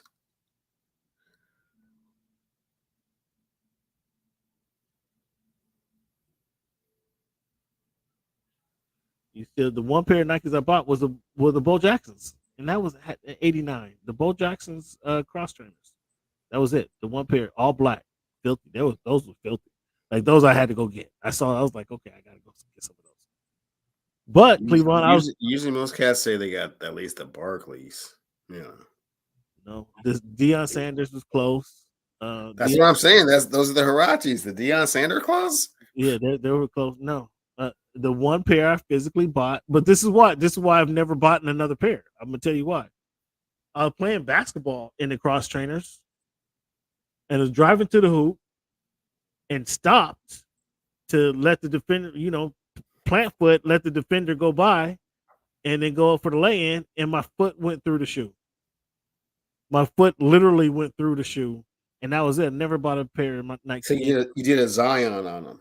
Yeah. I now walking around school all day long with my shoe with the hole in the shoe. Like, what are you guys doing with me, Nike? I never bought a pair again. That was it. That was it. So Jones is new to the show. We appreciate you chiming in, Joe. Good looking, Jones. Welcome. Jones, he got a couple more questions. Cleveland. He wants to know about this guy. Christian Jackson McCaffrey is the truth. And now that he is in an offense where he is not the focal point for every single thing that happens, even more productive. He's that guy. Do you want to tell Jones what you thought? Not really. I mean, why? We're staying current on current events, man. He asked questions about Christian. Man, what's the next question? Okay, I mean, I just want to. I mean, you said he had several questions, so what's the next question? What did you think of him coming out of college, though? Man, I thought he was going to be, adequate. Mm-hmm. We're gonna leave it that. We're gonna leave that alone. He gets a little salty, Jones. If you haven't noticed, he gets a little salty when you touch on that nerve right there with Christian Jackson McCaffrey is. Interesting question here. Best quarterback of all time. I wouldn't have said Brady if you left him out. If you left him in the mix, I wouldn't have said Brady. But best quarterback of all time. My fandom tells me Dan Marino. Dan Marino's putting up stats that Cats just start, not this season. I think it took 30 years before Drew Brees broke his passing stat, most yards most yards ever. Brees did that, 2009, I think it was. From a stat that was in 1984. Okay. Cats is breaking Dan Marino's records in the 2000s and the 2000 teens that he set in 1984. Tells you how ridiculous he was as a quarterback. He liked to run up. He didn't like to run the ball. That was his hindrance. Anybody that he had, he decided to pass the ball. Looking back at all the times, man, the best quarterback, the best all-around quarterback, I mean, you have to say John Elway or Joe Montana. I mean, John Elway took the Denver Broncos literally a one-man show to the Super Bowls 3 times before he actually got there and won with Terrell Davis, right? Back-to-back. So he was there 5 times. He won the last 2. Really wasn't him that won the last 2. However, that was number 4 and 5 for him being in the Super Bowl. But his ability to move around, I mean, just the drive. The drive. I mean, that explains. I was a Browns fan. I was sick of it. That made me sick. I wasn't a Browns fan. I was rooting for the Browns, I should say. But that drive tells you kind of what a quarterback needs to do, and that was quintessential John Elway. Being a rollout, find your open receiver, hit him, get the ball in scoring position, and he got it done. Joe Montana was 4-0 in the Super Bowl. So I mean, I can give you a few different names, but just all the quarterbacks are trying to break Dan Marino's record. So, Cleveland, what you say? Cam, I'm gonna have to go with Peyton Manning. The 3 Super Bowls. I mean, in the modern era, as far as what he was able to accomplish. I mean, I had him in fantasy one year, 55-10. That's First guy. He was the first guy to go win one with the Colts and then go to a different team. Nah, he wasn't the first guy to do it, but then go to a different team and win one with the Broncos, right? Won one with the Colts, lost one with the Colts. 2 so he's been in 4 Super Bowls. Yeah, 2-2. Yeah. So I mean, yeah, the general. You can't. I mean, Peyton Manning. He took his offense with him. He took his offense on the road. So you have to appreciate that.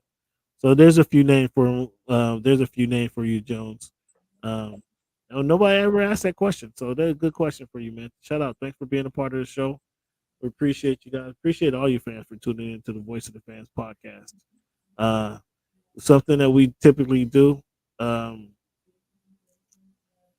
We have our numbers game that we play at the beginning of the show. We have our This Week in History that we come back with after our break, and then we end the show with the quote. Jones, nobody's doing this in their podcast. Nobody's giving you this breadth of content, and so we appreciate you tuning into the show. Hopefully, you share the show with the fan. By the way, before we let you go, where are you tuning in from? Go ahead, hit that subscribe button, hit that like button, leave us a comment, and just let us know where you're tuning in from. And the quote I'm gonna leave you guys with tonight is: you can't get much done in life if you only work on the days you feel good. You can't get much done in life if you only work on the days you feel good. That's from the logo, Cleveland. No, appreciate you, man. Thanks for chiming in. Where you tuning in from? Again, fans, you can't get much done in life if you only work on the days you feel good. So that's just saying every day you gotta get out there and get it. You gotta get out there and get it, fans, every day. Whether you feel good or not, get after it. Do whatever you need to do to make your life a better place, and that in turn make the world a better place. Cleveland One, thank you as always. Thank you for your participation on the show. We'll do this next week, fans. Steven, appreciate you showing up. Indianapolis. Ninja. Indy in the house. Got a 317 in the house again. Okay. Yeah. We got some traction in the nap, Cam. Naptown. Thank you guys for tuning in. Ninja, SB, MJ Lover. Thank all you guys for tuning in to the show, being a part of the show. Cleveland, thank you for being a part of the show. Have a good week, fans, and we'll see you soon. As always, thank you for making our voice your choice. Have a good one. It is a beautiful thing. Have a good one.